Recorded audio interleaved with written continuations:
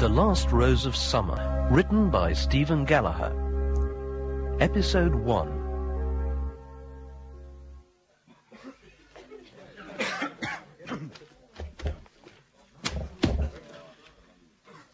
Every year, when I lecture on this course, it's the same. There are 24 essays here. Look at them. And there isn't an original thought in any one of these 24. How can I get it across to you that the actions of men cannot be so simply dismissed as plots on a graph? They are complex. They can be hurt. They can resent. They can avenge. Never in untold millions of years could we evolve a formula to account for the whims and desires of a single individual, let alone a whole society, as some of you would suppose. But you may be pleased to know that you are not the first to suffer from this misconception. Attempts at a perfect administration, with or without the aid of a computer bureaucracy, have been made and have failed on most of the settled planets of the galaxy. Why have they failed? Why did they not reach the simplistic utopias of machine service that you have also glowingly described? The answer is very simple. If it isn't sophisticated enough for you, I'm sorry. You may as well leave the course, for then I can never expect you to understand. The reason, very simply, is man. Intemperate, disobedient, unpredictable, fundamentally idealistic man.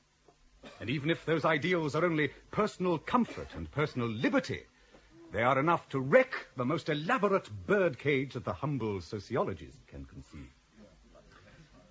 Yes, perhaps you need further demonstration. All right, then I will tell the story yet again.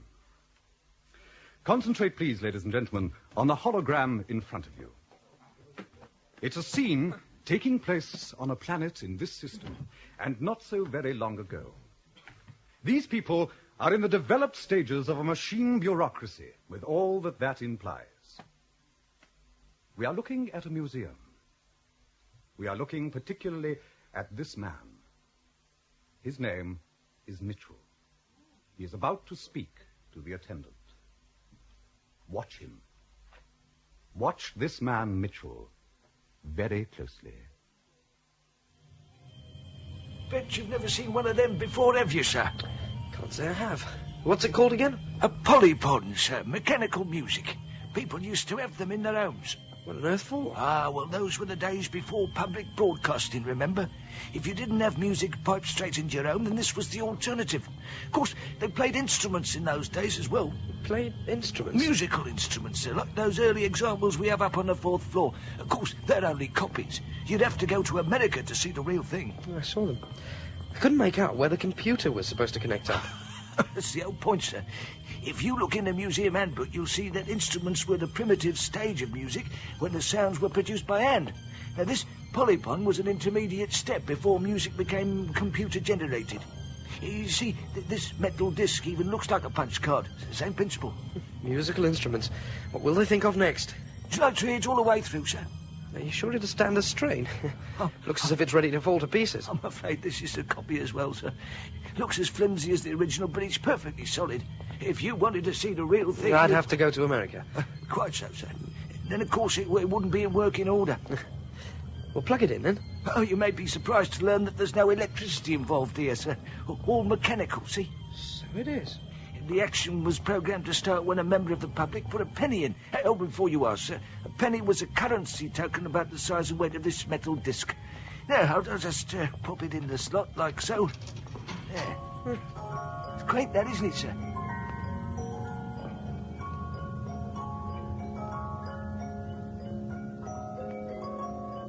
It was ridiculous, really. There I was in this run-down museum listening to some primitive music box clattering away. I suppose I should have had something better to do, but as usual, I hadn't. As long ago as it was, I can hear that music now. It still affects me in some absurd way. I'm sometimes tempted to think that this was the real start of the story, even before I found that spool of tape in Uncle Arthur's suitcase. I'd seen recording tape before, of course, but never out of a cassette. And this, well, there were yards and yards of it, all wound onto a plastic wheel. God knows how it was supposed to fit into a cassette machine.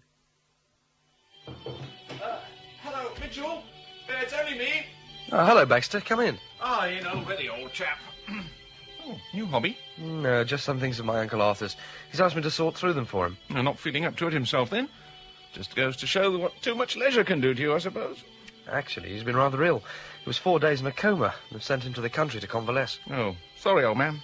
Bad joke. It's all right, Baxter. You weren't to know. Anyway, the word is that he's not likely to be coming back, I'm afraid. Oh, sure. So he's been asking for one or two things, and well, it's fallen to me to sort through 60 years' worth of junk to find them. You'd probably have an easier time of it if you went and got a job, old man. You must have enough antique treasures there to start your own museum. Almost. Speaking of antique treasures, how's Mrs. Mitchell? She was quite pleasant last time we spoke. That was probably because it was in the middle of her favourite video programme. It always improves her mood. She's down Riverside now. Oh, the library? That's right. As a matter of fact, that's why I called. I'm on my way down to get some new hobby tapes. No, I wondered if you felt like coming along. Another time, perhaps. Bit busy. You sure? Well, don't let me stop you, then. Anything wrong, Baxter? Come off it, Mitchell. I wasn't born yesterday, you know. What on earth do you mean? I saw you slide something under that brown polythene when I came in. You found something interesting in amongst that lot, and you want to keep it for yourself. Don't be ridiculous, Baxter. Nothing ridiculous about it, old lad. Exclude your old friend Baxter from a chance at a new hobby, would you? What is it, eh? Bit of pornographic video, touch of the old... Good God. Get up, Baxter. You're throwing dust everywhere. Oh, my God, do you know what this is? It's a tape. It's a 1/4-inch recording tape, that's all. And it's not in a cassette or anything. Do you realise you could be shot just for having this? I could be shot just for being here. Oh, don't be so melodramatic, Baxter. This is an unauthorized message medium. The only kind of tape that a citizen has access to is the kind in an official cassette produced by Central Command. You mean the library? Well, call it what you like. It's the same bloody computer in any case. This could be construed as treason. Look, I just found it in Uncle Arthur's suitcase, that's all. Must have been there for years. Then it should have been handed in at some time. Well, what can I do about that? Well, burn it, bury it, get rid of it somehow. But I don't know what's on it. And you don't want to know. There's no way you could play it back anyway. Then where's the harm in having it? They don't care about arguments like that at Central Command. If they think you're guilty, that's it. It looks like the same kind of tape they use in the cassettes. Well, it probably is. That stuff's produced under license from Central Command. Every inch has to be accounted for. And there must be miles of it there. Hardly. I wonder if I could get it to run on this cassette machine. Don't even think of it. Look, Baxter, nobody asked you to interfere. As far as I'm concerned, you can stroll off now and pretend none of it happened. But that'll make no difference. They'll know I was here, and they'll never believe I didn't see anything. And how are they supposed to know? Well, they may have been doing a satellite spot check. Oh, come on, Baxter. You don't believe that old story. Listen. They've got satellites up there that can hear a mouse break wind from 10 miles away, and Central Command will know what kind of cheese it ate. And what would Central Command care about a few feet of mouldy old tape that nobody can play back anyway? You're talking about trying it on a cassette machine. I reckon it can be done. If I open a cassette and replace the tape with this. Open a cassette? Do you realise what you're saying? Calm down, Baxter. If you carry on like this, you'll burst a blood vessel. These library cassettes are only cheap plastic. You can prise them open easily without disturbing the library seal. I've done it plenty of times when a tape's been tangled. You're supposed to return any defective cassettes. I know that. Oh, it's too frustrating if you have to break off in the middle of something interesting. Sure, hundreds must do it. There, you see? The seal stays in one piece. So it does. But look here, Mitchell. No, you look here, Baxter. I've always valued you as your friend, but... Well, you barged into this of your own accord. Now, you can either leave and forget all about this, or you can hang around while I see it through. I'm going to try to see what's on this tape. And when I've done that, I'll put the cassette back together, and nobody will be any the wiser. Unless, of course, your satellite spy has dragged its attention away from belching mice for 5 minutes to see what the rabble are up to. In which case, we were doomed the minute I opened that suitcase. What's that? I don't know. I'm not expecting anybody. It's them, I knew it. Better go and see who it is. And for God's sake, man, stop chewing your collar. If they saw it all, they'll know I didn't want any part of it. Look, just pull yourself together. May not be anything. Oh, Mr. Greenvale. Mr. Mitchell, I was wondering if you might want to pop across to my flat later. I have installed one of these new public broadcast systems. The music is beautiful, really. Beautiful. I thought perhaps I might get in a beer as well, do you think? That sounds like a good idea, Mr. Greenvale. It's the best idea of the whole week. Well, I'll be pleased to call round sometime. We'll arrange it later, eh? Yeah, you're fine. What did the old fool want? He's not an old fool. He's a lonely old man with time on his hands. Oh, sorry. Out of line. I don't suppose it matters anyway. Now then, pass me that cassette. Or have they also got satellites that can see to count the fleas on dogs? Sorry, here you are. But I still can't say I like it. Don't say anything then. Oh, damn, it won't wind straight. The tape's too slack. Sorry? Not enough tension. I'll hold this end while you wind it on. Thanks. Good afternoon, and Welcome to the Library Division of Central Command. Please place your borrower's card in the slot in front of you and state your name. Remember that to give a false identification is an offense. Mitchell. Mrs. You are identified, Mrs. Mitchell. Good afternoon. Good afternoon. And what can the library do for you, Mrs. Mitchell? I've come to return these tapes and to get some new ones. Please place your tapes in the delivery chute on your left. Ah, 3 dramas and a hobby tape. Tell me, Mrs. Mitchell, how did you enjoy The Shivering Willows? Very much, thank you. We find it is one of our most popular choices. So moving. I shall note your remarks for future recommendation. I watched it twice. So I see. Please remember to rewind the tape next time, Mrs. Mitchell. Oh, I'm sorry. Please don't worry about it, Mrs. Mitchell. Just make sure you rewind all the tapes next time. Now, what else did we have? I see you borrowed Arabic Passion for the second time. If you remember, you suggested it to me. Of course I remember, Mrs. Mitchell. We never forget anything. How is your husband? Quite well, I suppose. We don't often talk. So you said last time. Where is he now? I left him at the flat. I've no idea what he was doing. How much did you enjoy Gangster's Mall? Quite a lot. I've always liked historical romances. He hasn't been into the library for 3 weeks now.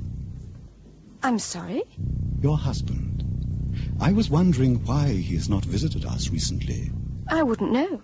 I think he goes for walks, museums, that kind of thing. He has a friend. Name? Baxter, I think. Yes, Baxter. I've only seen him a couple of times.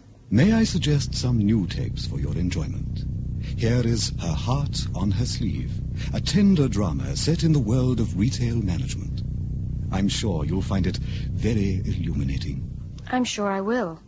Where does Baxter live? Lilac Tree Mansions. It's across the street from our block.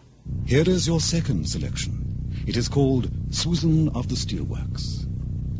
Does Baxter work? No, he's a citizen. I see. This is Her Trust Rewarded, a romantic tale of old Tyneside.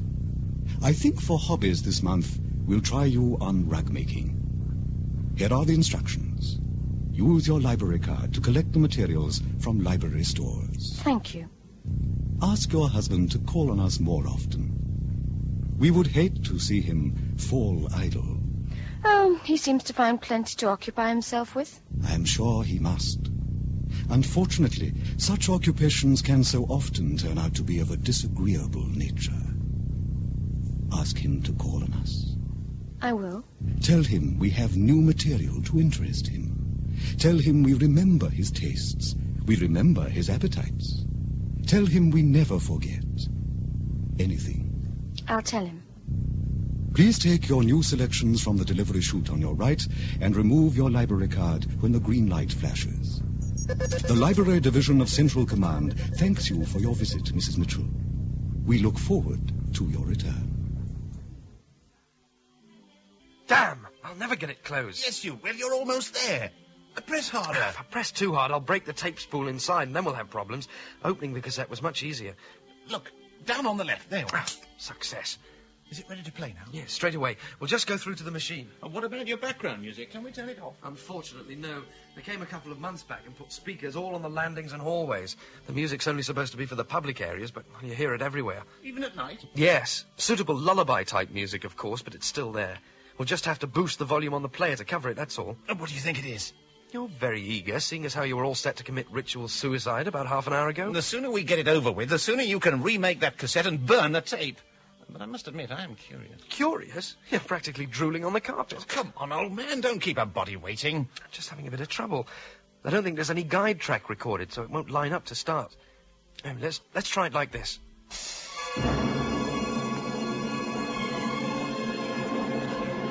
What is it? Well, it's music, but I've never heard anything like it. It's frightening. don't know what this could be. The library's got nothing like this. Turn it off, old man. No. Please, it frightens me. I'm going to hear it through.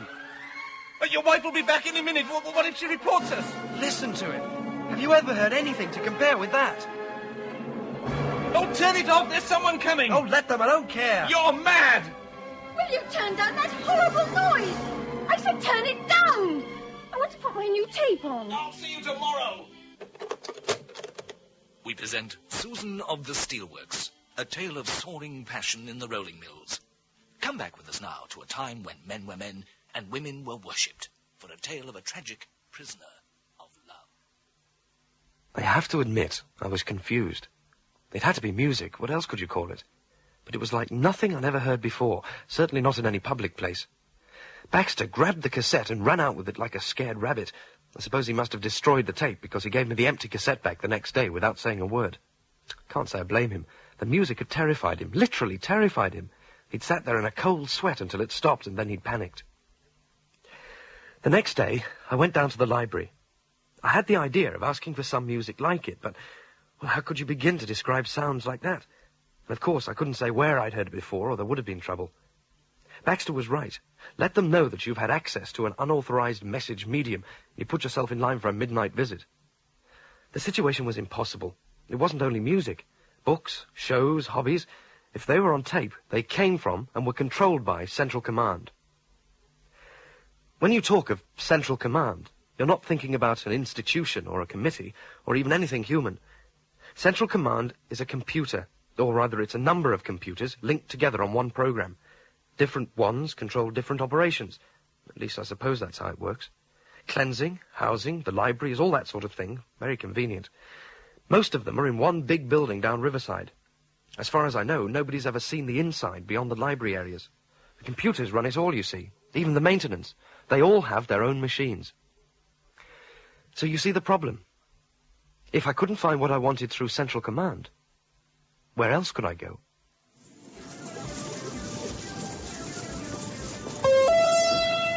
Good morning, shoppers. We would like to draw your attention to some of the bargains of the food section, where textured protein is now selling at 4 credits below the recommended price. Swedes are also down in price today, so why not treat the family to something special this weekend? Moving on to our cosmetics counter, for a limited period we are offering free medical insurance to every buyer of our wrinkle killer home facelift preparation. Remember, shoppers, this is your big bargain store where your credit's worth more. Excuse me? You talking to me? I was actually, yes. What do you want? A piece of information. Information point's over there. No, I don't want to talk to the machine. I want something a bit more, well, unofficial. Oh, now you're talking, pal. What you after then? Bit of beef, pork perhaps? Cost you mine. No, you've got me wrong. I'm not looking for food. Oh, what then?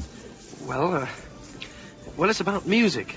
Music? Yeah, the music you play, it isn't the same as the public service wave bands. Anything I can do for you, sir? I'm the branch manager. I was just making an inquiry. There's an information point over there, sir. This was more of a casual inquiry about your music. Music, sir? Yeah, the background music in your store. Oh, yes. It's rather nice, isn't it? We find it makes for a happy frame of mind in the shoppers. We rather hope it makes them buy more. Sure it must, but where does it come from? Come from?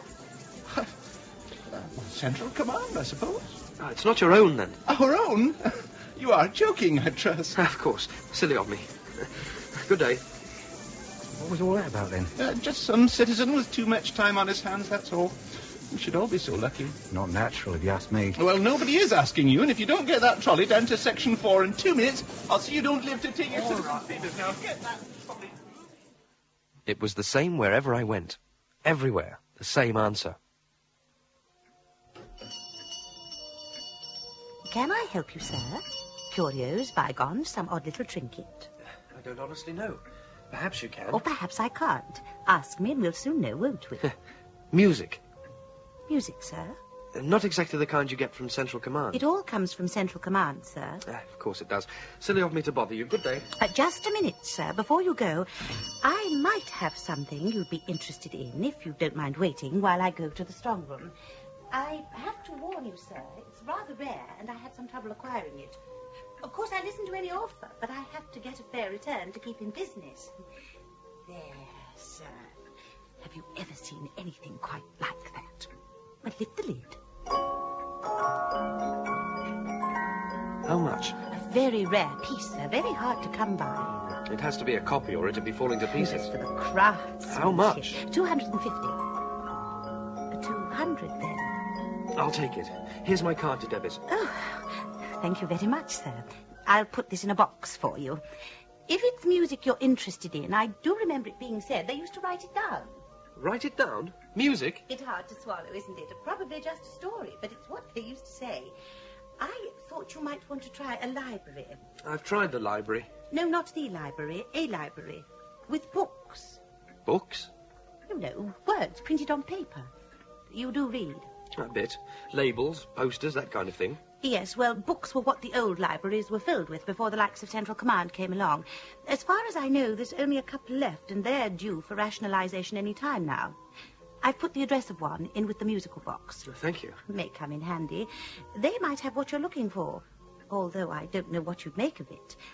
Music written down, I mean. Well, I'll never know if I don't look, will I? I must say it was nothing like I expected. It was in the old city, and not a very pleasant district. It was nothing like the kind of library I knew. No borrower cubicles, no computer to talk to. I climbed 3 floors up a dingy staircase and found a door at the top.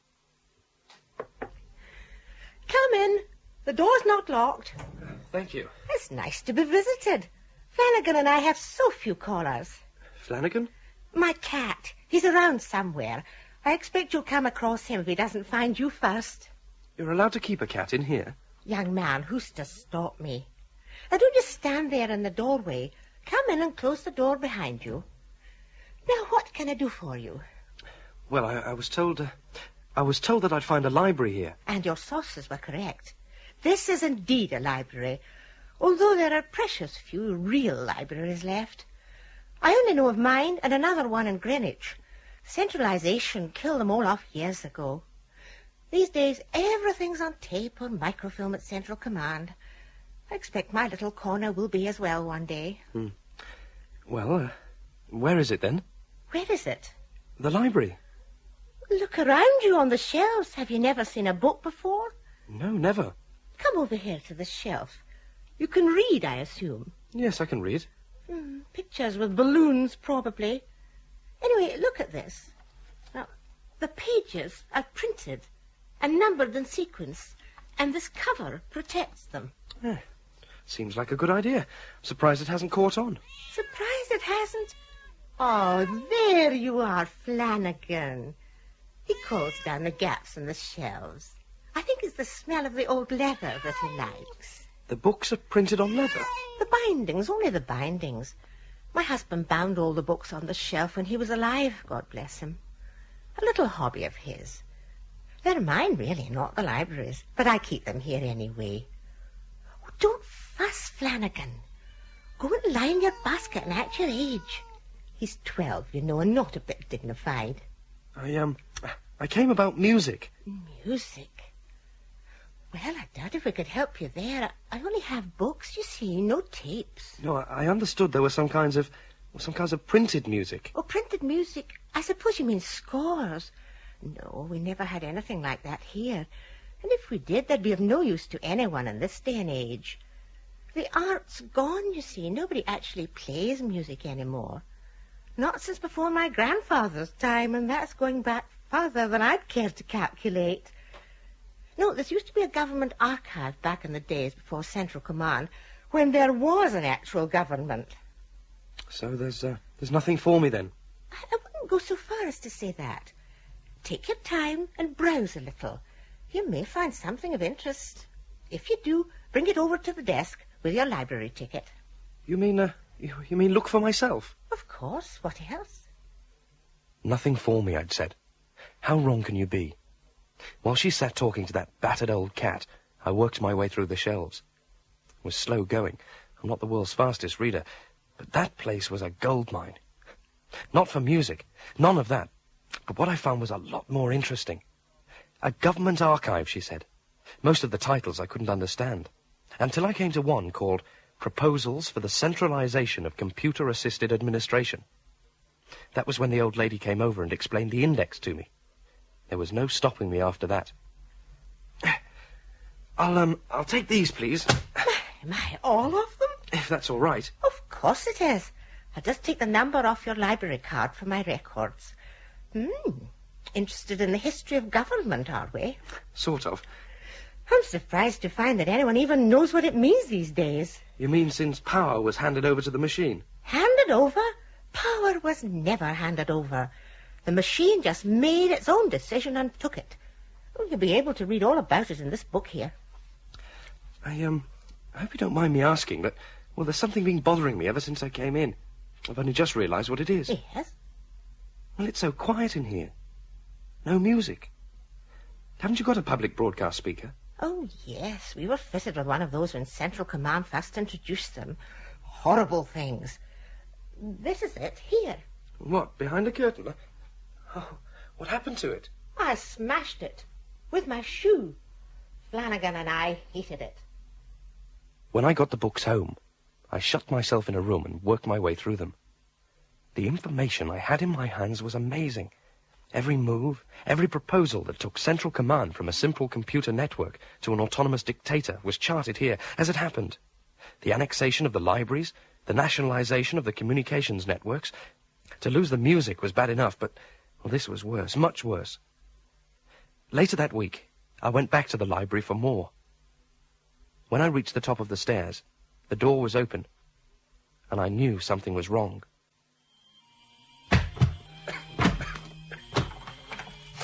Stack them in this corner, then we can keep them in sequence for the microfilm. Right. Start on the top shelves and work your way down.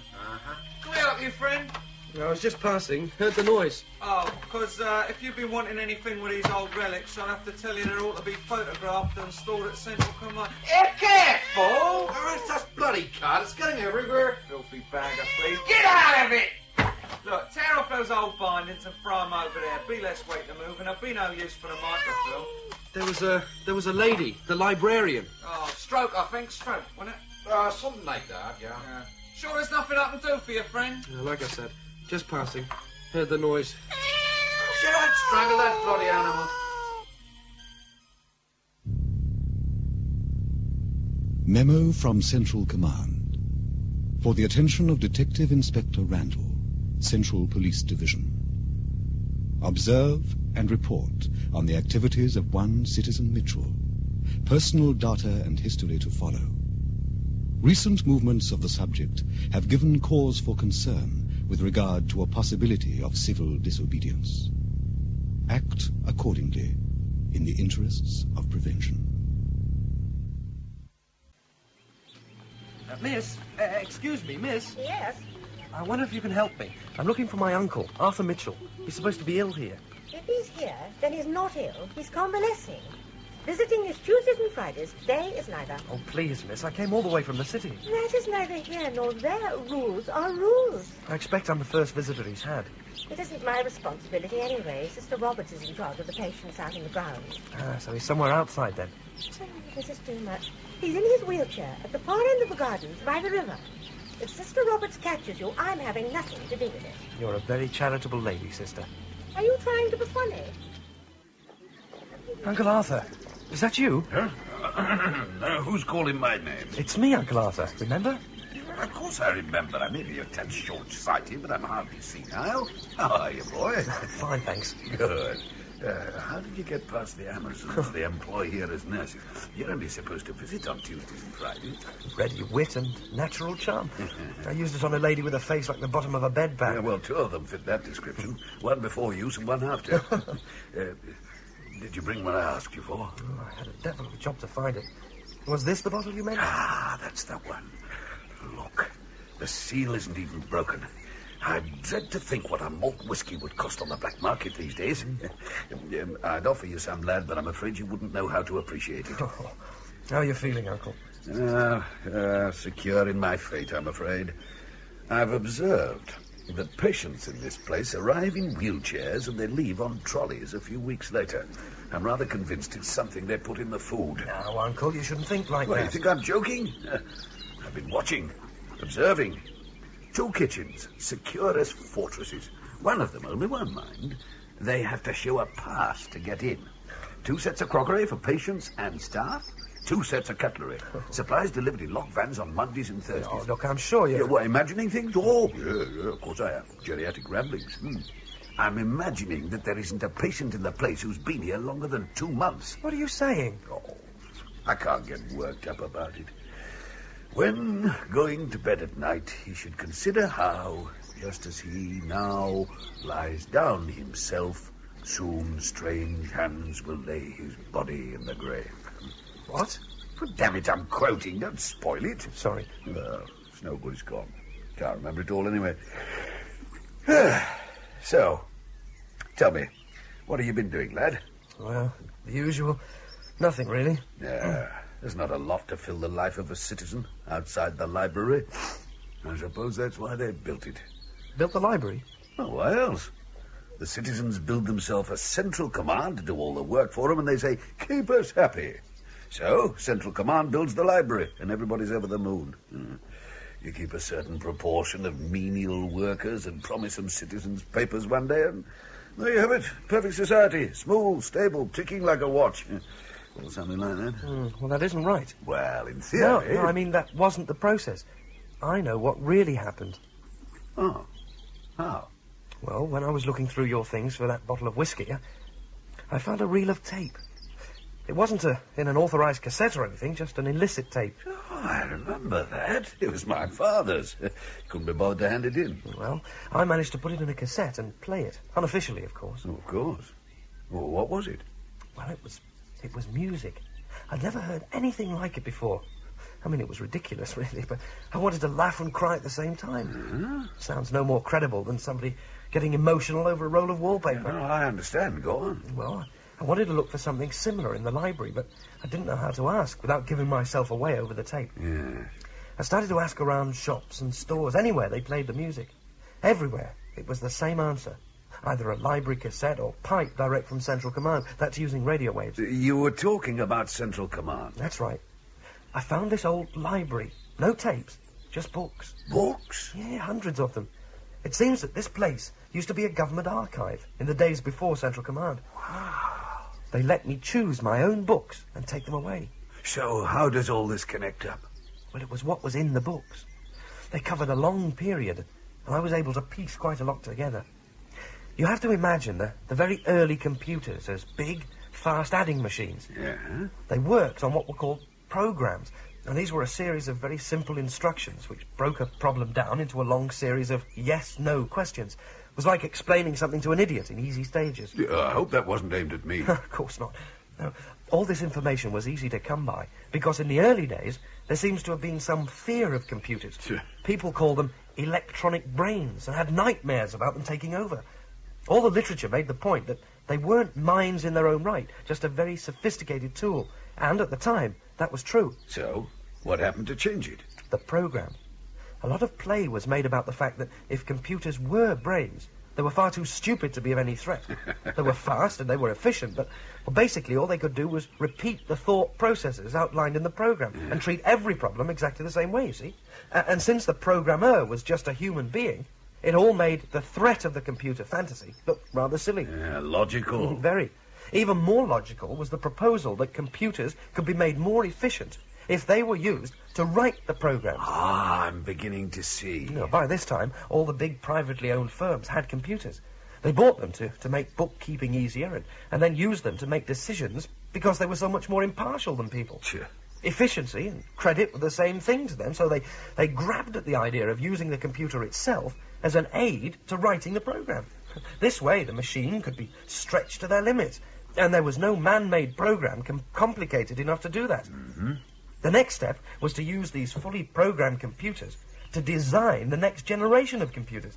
Now, we're moving into the area where the idiot electronic mind is becoming less of an idiot with each new design. Yes. You see, they're getting so complex that men can't begin to understand them. They don't even build them anymore. The computers have been geared up to assembly lines to do the jobs themselves. So, you see, in the end, we've a computer which can continually redesign and rebuild itself. A central command. But still a public servant. In a manner of speaking. If the original program concept is to run your society with a greater degree of efficiency, the ultimate computer will do that to the ultimate degree. It all depends on whether you consider that to be of service. Well, this is all very plausible. But I can't believe in that kind of takeover with nobody making any objection. You'd have riots, protests, freedom demonstrations. We haven't had anything like that in living memory. Yeah, well, you see, I don't think it happened like that. It was so gradual that, well, you'd hardly notice. And if you did, the logic of the arguments in favour was enough to make you look like a crank. Yes.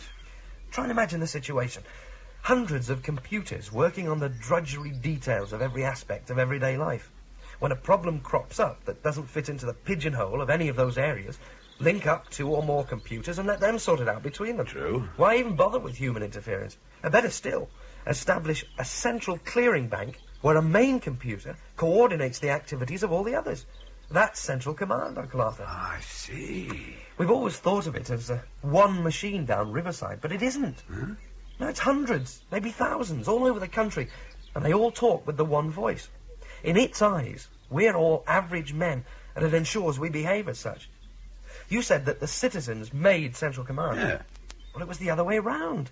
Central Command took all functions onto itself and made the citizens. It made the citizens and it gave them the library and turned them into average men and women, the only kind it can deal with to maximum efficiency. Shh. The nurse is coming. Now listen to me, lad. What have you done with these books? Did you take them home? No, I rented a locker. Well, you must get them back to the library. I can't. The library's gone for microfilming. Then get them and burn them. Don't leave any trace at all. Do you understand? If Central Command checks the book index and finds that you've got them, it could bring trouble. I just feel so powerless. Well, look, but bide your time. The chance will come. You must go now. Sister Robert is about to come out to check all the patients in the grounds. Oh, come again, Uncle Arthur. No, they'll probably have me poisoned by the end of the month. It's naughty of you to talk like that. Sister Roberts will be cross. Madam, I have every regard for your professional qualifications, but would you mind not talking to me as if I were the cat? Goodbye, Uncle Arthur. Goodbye, lad. Take care. That was my nephew, you know. And if he comes again, it'll have to be on a Tuesday or a Friday. Now give me the bottle he brought you. Eh? What do you mean? I saw it all from the house. Give it to me. If Sister Roberts approves, it can go onto the ward trolley, then everybody may share it. You mean I'll never see it again? No, we can't have you poisoning yourself. No, not when you can do it so much better. Hello, Randall. What? No, this is Detective Inspector Randall. No, this is the Central Police Division. Well, what number did you dial, then? Well, I'm sorry, this isn't it.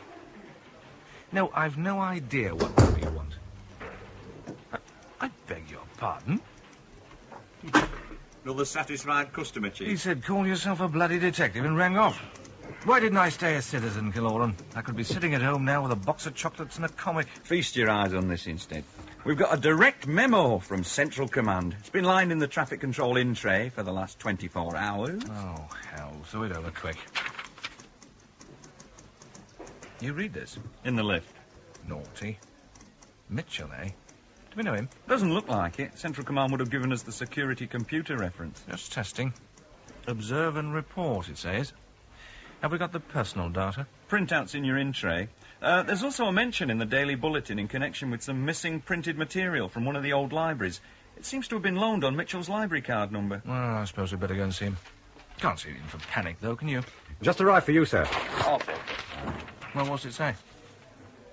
It's from the security computer. It's directing that Mitchell should be a Grade 2 operation. Good Lord, what's he done? Well, never mind. Get on to stores and fix us up with some radios, will you? Hello, will you put me through to services, please? And I was looking forward to a quiet night. Hello, services. I've got a Grade 2. Look, I'll need half a dozen men tonight and, probably... Baxter! What? Oh, Mitchell, sorry, old man, I didn't see you. You're not still nervous about us opening the library's cassette, are you? What do you mean, us? Me, then. How have you been? Oh, so-so. And you? Quite busy. Just got off the train. Been to the country. Oh, your uncle? That's right. He's looking very frail. You going to the library? Yes. No, I haven't been down to Riverside in the last 2 weeks or so. I'll walk with you then. I'm going that way myself. Do you know why it's called Riverside? Well, no, not really, no. I suppose there must have been a river thereabouts at some time or other. There still is. What? A river. It runs right under Central Command. I've been reading about it. Don't believe I've had that, say? Probably not. This river used to be the centre of the old city. It had boats on and everything. Feel like taking a look? I don't know. It might be an offence. Oh, come on, Baxter. There's no harm in just looking. Wouldn't be so sure. Oh, forget it then. I'll go alone. No, hang on, then. I'll just come and look from a distance. There you are. I never even knew this was here. It's such a size. Yeah, you can see how Central Command was built to stretch from one bank to the other. There's a reason for that. It draws the water up to use in keeping all the equipment cool. It's several degrees warmer when it comes out the other side. Do you think we can peek underneath? I don't see why not. Hey, look! There's a path. It's just covered in weeds. It can't have been used for years. Well, this is no picnic spot, is it? Follow me down and keep your hands above the nettles. You see what I mean? Those bars are to stop all this driftwood from being swept underneath. How wide would you say it was? Oh, must be 300-400 yards at least. It's not like any riverbank I've seen. No. Under all these weeds, though, it's man-made. If you look closely, you can see, look, old concrete there, all broken up. I'm wondering what it's like on the other side of those bars.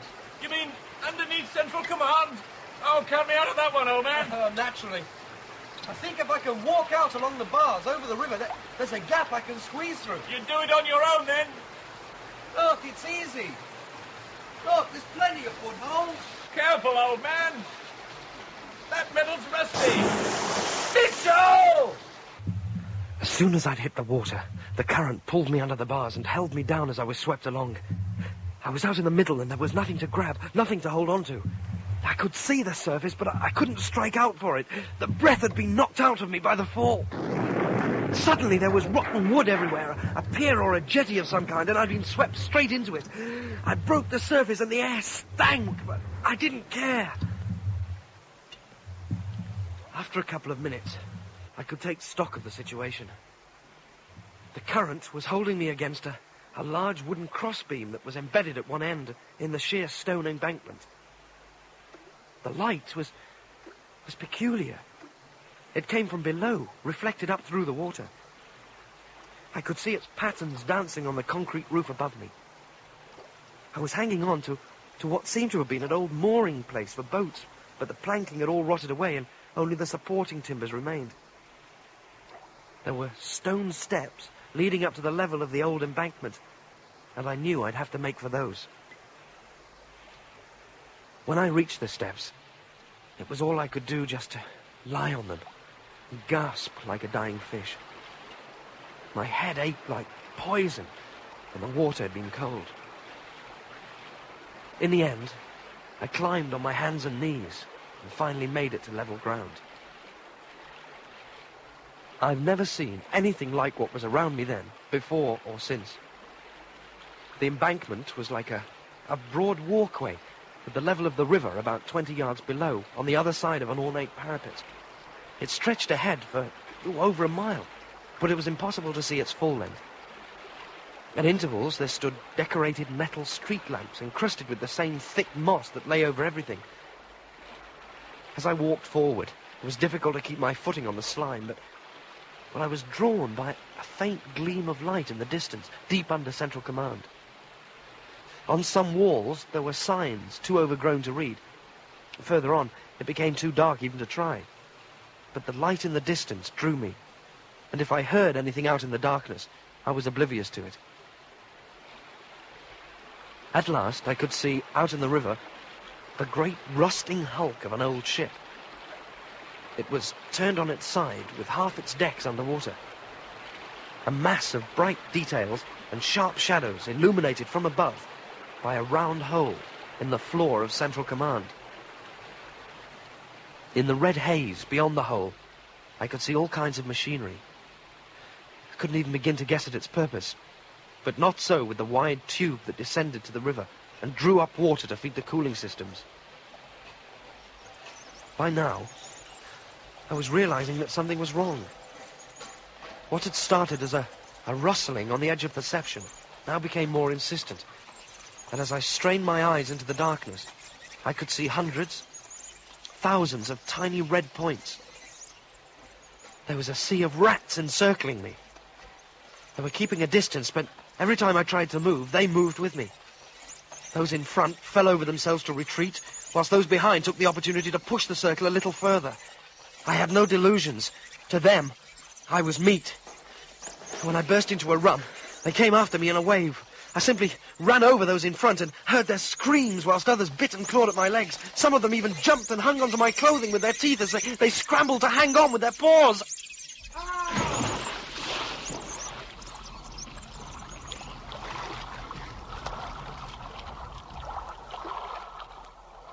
How long I drifted, I don't know.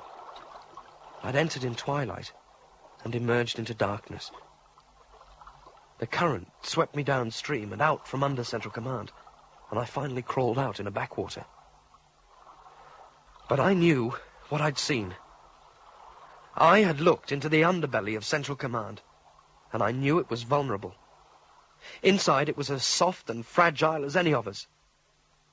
I'd resented the machine, but now I'd found a way to hate it. I hated it for that great dead landscape in its cellars, and for the rats that crawled in it. But even more, I hated it for the great dead landscape it had created outside, and the army of little men that it made to crawl there.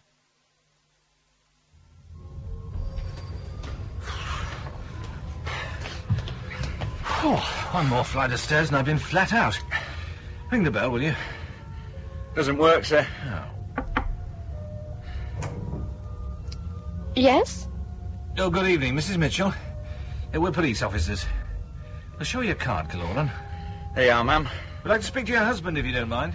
But he isn't in. Well, that's all right, Mrs. Mitchell. We don't mind waiting.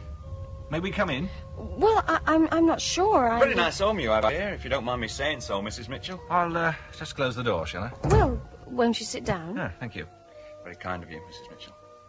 Neil, have you thought that Mrs. Mitchell might like some tea or coffee? I'm sorry. I suppose I ought to have offered. Just leave it to me, ma'am. All you have to do is point me in the right direction. Oh, yes. The kitchen's through there. You'll find... All right, ma'am, I can manage. Now, Mrs. Mitchell, I expect you're wondering what all this is about. I should say so. I haven't had time to think. Oh! Steady on, lad. Oh, nothing broken. Now, to begin with, I don't want you to worry. Your husband isn't hurt, and he hasn't done anything wrong. Then what's the matter? Well, it concerns some information from one of the old libraries. We're in the process of transferring the last ones to microfilm at Central Command. I suppose you can guess what it must look like. Some of the stuff hasn't been looked at in years. Anyway, when we came to check through the catalogues, it seemed there was some material in there that should never have been available. And furthermore, it seems that your husband has come by this material somehow. And what is this material, Mr... It's Randall, ma'am, Inspector Randall. I can't actually tell you that, as the material's got a security classification. I'm sure we can clear it up in no time. When are you expecting your husband home, Mrs. Mitchell? I really couldn't say. He's gone off to visit some relative or other. I suppose he'll turn up soon to eat. You any idea where he is now? Inspector Randall. I have no idea where he is now. And nor can I say that I really care. Look, I'm not trying to take an interest in your personal life. I know it's nothing to do with me. Oh, tea's all right with everybody. It's all I can find. Where shall I put the tray? Good evening, Mr. Collinson. Any mail for me before I go up? Not today, Mr. Mitchell. I say, sir, your clothes are a frightful mess. Yes, I got a bit wet this afternoon. Can you call the lift for me? I'm afraid the lift's out of order again, Mr. Mitchell. Decrepitude would be a reasonable diagnosis. I could do without using the stairs. It means I'll have to pass old Mr. Greenbaum's place, and he's bound to drag me in to listen to that deadly music of his. Oh, I find it rather pleasant myself. Could do with avoiding him, though, in this state. Will you turn a blind eye if I use the fire escape for once? Well, I think that could easily be done, sir. Thanks. That means I can get straight in through my bedroom window. Oh, something I noticed. There's a car parked just down the street. I thought this was a no-vehicle zone. Ooh, unloading, perhaps, or official business? I expect that's it. Good night. Good night, sir. Tango to Alpha, Tango to Alpha. Do you receive? This is Alpha, Kaloran speaking. I'm in the kitchen, so keep the level down. Randall and the subject's wife are in the next room. Acknowledged. Mitchell's left the entrance hall and is using the fire escape to ascend. I can't quite see from here, but I'd say he was going to enter from the western side of the building by a window. Acknowledged. Alpha to Omega, are you in position? Omega receiving. We're in position on the roof of the building. If the subject ascends to this level, we can intercept. Acknowledged, Omega. I'm leaving the channels open, so stand by for alert and instructions. Tango, report on subject position. Subject has reached 4th level. Stand by. Alpha out. So you can see why we want... Sir. What is it? Change of plans. Fire escape, right now. Mrs. Mitchell, where's the access to the fire escape? It's through his bedroom over there. Why? What the hell's going on? Grab him, Neil! He's bolted the door! Give me the radio and break it down! What are you doing? Oh, stop that! Alpha to all units, Randall speaking. Mitchell's on the fire escape and running. He's gone! Alpha to Tango, any sign? I'm at the bottom of the staircase. He can't get past here. Alpha to Omega, what about the roof? No sign of him up here. He must still be on the stairs. Acknowledged. Tango units, ascend fire escape with caution. Omega, you hold your position on the roof and we should force him up towards you. Disable if necessary, but do not kill. We want him alive. Oh, God. Oh, what's the matter with her? Dead faint, sir. Oh, that's all we need. Look, put her somewhere out of the way. Tango reporting. 2nd floor, no sign. Omega reporting. Nothing on the roof. Sir, what if he gets in on another floor? Finds an open window. There's a man on every exit. We'll have to search the building, but we'll still get him. Tango here. 4th floor, no sign. What, nothing at all? I'm using the flashlight, but it's not much help. Too much wrought iron and too many shadows. 5th floor and level with you now, sir. Right, you carry on up. Omega? He's not arrived on the roof. I think he must have spotted us. Damn! Get her a glass of water, will you? Look, next thing she'll have us on a brutality charge. Right away. Oh, God, what's happening to me? To you, nothing. Just keep your head down and you'll be all right. We've reached the roof now, sir. No sign of him anywhere on the stairs. Could you have missed him? It's possible. Get that, will you? Sergeant Bennett says the men are watching the exits. I followed it all on the radio. We've managed to check all the flats adjacent to the fire escape except for one. That was on the 4th floor. Tenant name of Greenbaum. Then we best get down. Alpha to Omega. Receiving.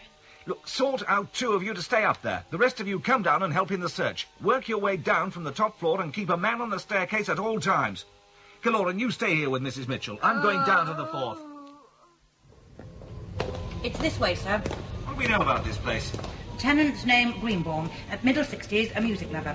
He's got it on full blast.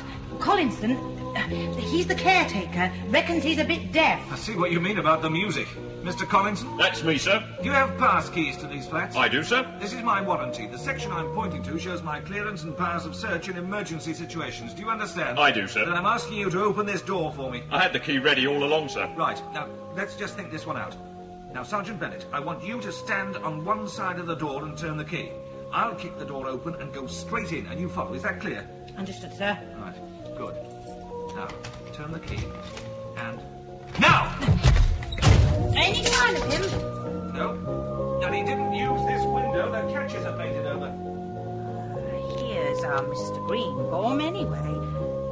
Looks like he's... Oh, dead drunk. I can see the bottle on the floor. No wonder he slept through everything. Omega to Alpha. Omega to Alpha. Your radio, Sergeant. That's the man on the roof. Can't we turn that music off? It's a public broadcast speaker. You can turn it down low, but not right well, off. Will you do it, then? Alpha receiving. Sorry, sir. I think we've lost him. Is everything all right up there? I've been laid out for the past few minutes, sir. Clark and I were hiding on the roof when we heard Mitchell coming up the fire escape. He must have hidden lower down while the other party came up. He wanted to pick something up, and when we challenged him, he swung it at us. I think it was either a long plank or a ladder. Go on.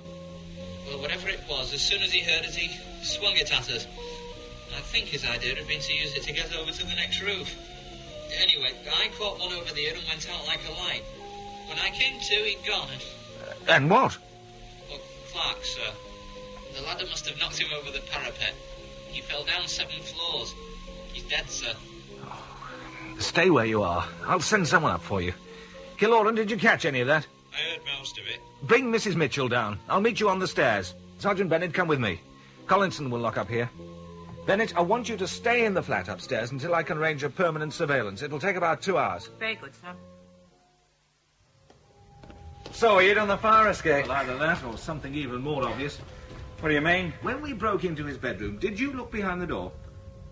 No. Neither did I. I think he stood in the corner while we made fools of ourselves. Mrs. Mitchell, have you any objection to coming with us? She hasn't said a word while this has been going on. My God, what a monstrous cock-up this has turned out to be.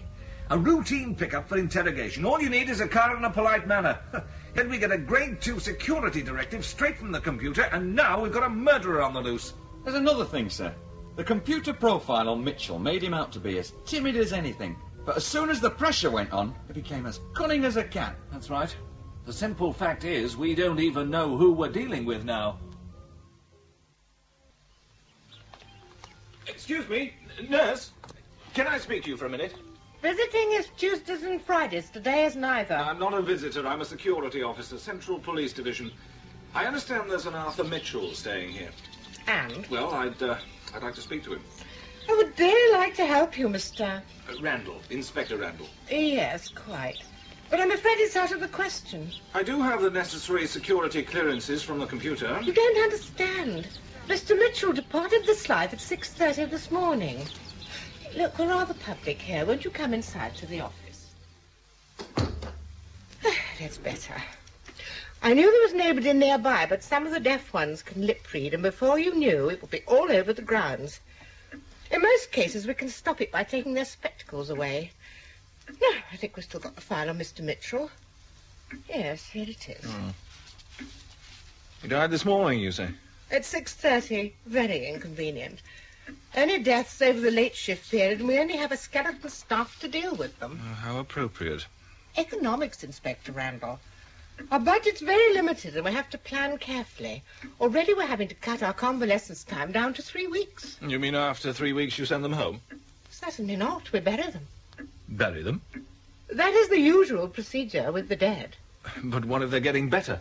We just have to increase the dosages. There's a demand for our beds, you know. Just a minute. Are you telling me that you poison your patients? Of course not. The kitchens do it for us. Kitchens? Inspector Randall, I can't think you're so naive as to believe that we would force the infirm to suffer. We do it with full authority from Central Command. It's filed in the banks as a voluntary euthanasia program. Oh, so it is voluntary then? Of course. They eat the food of their own free will. Knowing it's poisoned?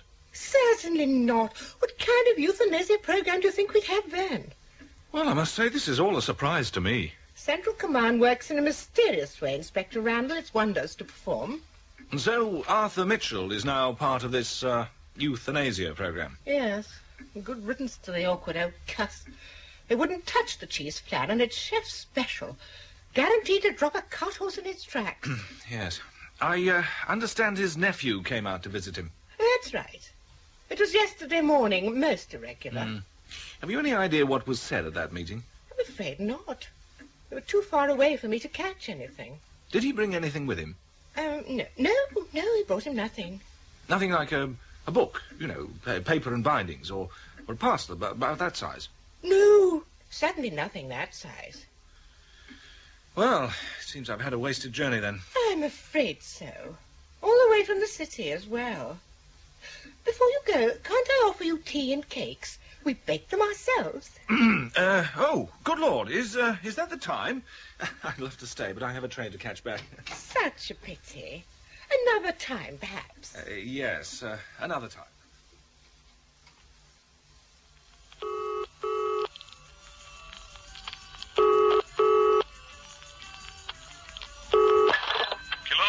Hello, Neil. Randall here. Oh, hello, Chief. Where are you? I'm at home. I just got back from a wasted journey. Mitchell's uncle died this morning. Oh, bad luck. Do you think he could have told you anything? Who's to say? He was the last person that Mitchell seems to have spoken to before last night. Anything at this end? Not a lot. We think we found the public locker where he kept the books, but he must have gone straight to them after he left the flats. What's in those books, Chief? What could be this important? Only Central Command and Mitchell know for sure. Something worth killing for? Well, Mitchell never intended to kill anybody. Now it's done, he can't go back on it, so he's gone underground. I can see this being a long, drawn-out affair. What are you going to do now? Tonight, I've got a great pile of computer printout on Mitchell to get through.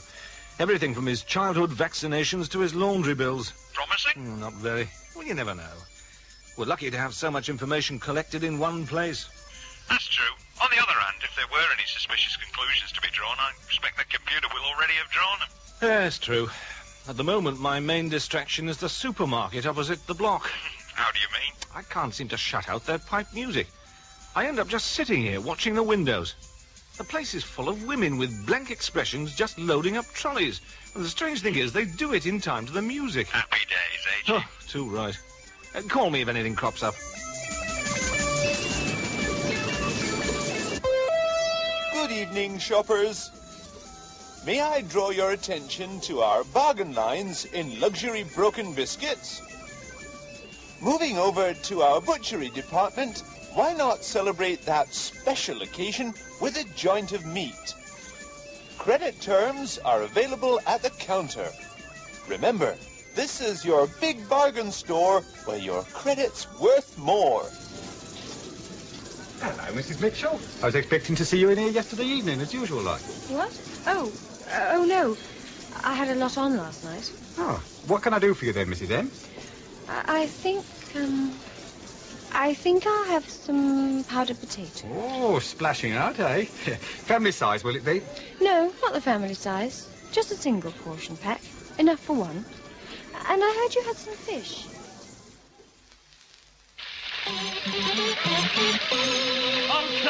Okay. Now, I want you to put your hands together and give a very warm welcome to our next contestant. Will you move a little closer to the microphone, please? That's fine. And your name is? Mrs. Daniels. A little louder, please. Mrs. Daniels. That's fine, my love. And where are you from, Mrs. Banyan? Daniels. From where? No, that's my name. Well, that's fine, Mrs. Banyan. Absolutely wonderful. I wonder if we can have a little applause for Mrs. Banyan here.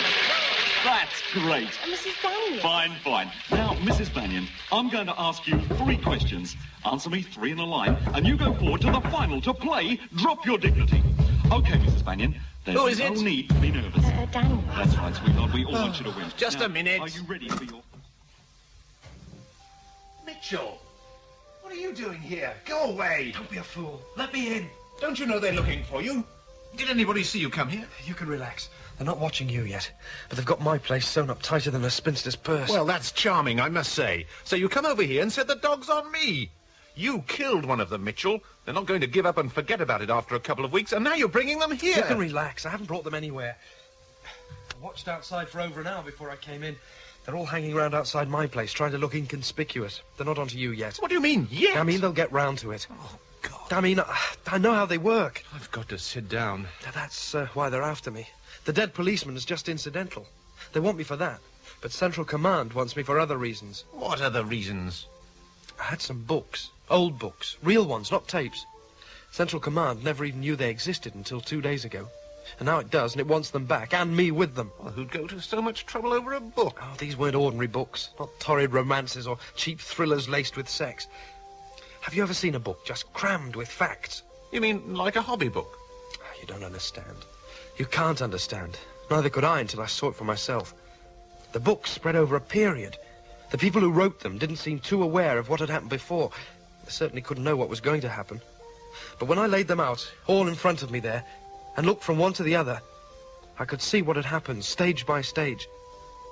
Do you know that 50 years ago, Central Command ordered that history be removed from the education program? What use is history to anybody? That was the justification, not the reason. With history, you can see where you've been, and that puts you halfway towards seeing where you're going. That's exactly what Central Command wanted to stop. I haven't seen much, but I've seen enough, and that's why the machine has sent them after me. I don't want to hear what you've seen. Imagine, all over the country, little computers dealing in little specialist areas. Pious officials saying that the computers would never be cross-linked and never used against people. That the information would be kept secret and not made available to suspicious authorities to check up on you. With a few exceptions, of course. Tax evasion, known crimes, that kind of thing. Well, one exception opens the gate for others. For God's sake, man, shut up. I don't want to know any of this. You'll have them after me, too. I can't say I'd shed any tears over that. Not after you left me to drown down Riverside. But I had no choice. There was nothing I could do. You could have gone for help. I wasn't supposed to be there. Instead, you ran off home and left me. Well, now you can listen. I'm not telling you too much, because they'll wring it all out of you one way or another. I'll just tell you enough. And when you tell them, perhaps they'll turn round and look at the machine that gives the orders in a different light. No, I'll not listen. You listen to every word. And when you sing it all back, they'll worry like they've never had to before. Do you hear me? Stop it! You listen or I'll break your arm. Now, who made Central Command? The citizens... Wrong! The first Central Command was designed and built by a fifth-generation computer-designed computer. One computer proposed the scheme, another authorized it. Anybody who had doubts consulted their computers about it, and their computers told them not to worry. By all the evidence, it would lead to perfect administration. And wasn't that what computers were all about? Give them the drudgery to deal with. All they can do is carry out simple orders anyway. There's no harm it can do. Instead of just having them collate information, give them some simple directives and let them do the whole job. Then all the citizens will have to do will be to eat, drink and watch TV. Paradise! Central Command will even take care of your entertainment. No more dreary weighing of pros and cons in order to make difficult choices. Let it script your dramas, write your music, even perform it for you. It remembers your tastes, it remembers your appetites. Central Command is the new shepherd, and we are its sheep. It isn't man-made, nor will its successors be. It's machine evolution. Will you go now, please? I need clean clothes. These are ruined by the river. Take what you need. The wardrobe's over there. Then please go. These will do. But remember what I said, and tell it to them freely. Otherwise, they'll squeeze you like a lemon. There's nothing so bad in what you've told me. Perhaps not. But consider the major obstacle to a perfect administration. Random behavior in those you administrate. Not only are men the subject of Central Command's program, they're its major stumbling block. Have you ever wondered why we citizens look as we do? All the same height, weight, colouring. Why we're so happy just to sit and be entertained? Why those children who don't fit the pattern have their citizens' papers revoked and have to get jobs? No, I've never wondered. Of course not. You're a citizen. It isn't in you to wonder. Look, we're all part of a process of genetic engineering. It's run by Central Command through the hospital service. That's why only citizens are allowed to breed. We're all being ironed out into the average men that Central Command likes to deal with.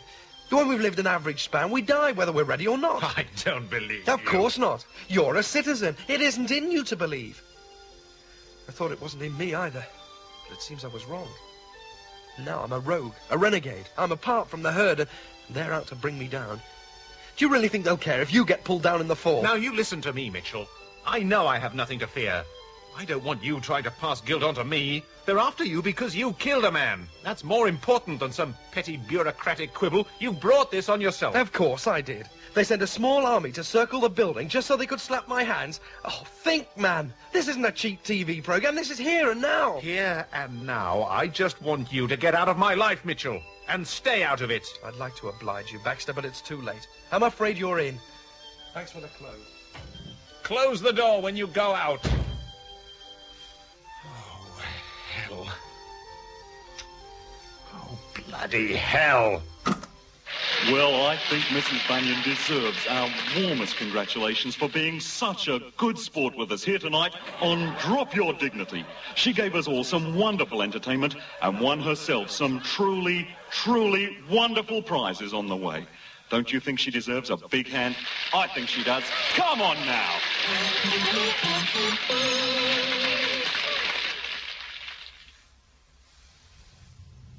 Is this the place, Sergeant? It's the downstairs flat, sir.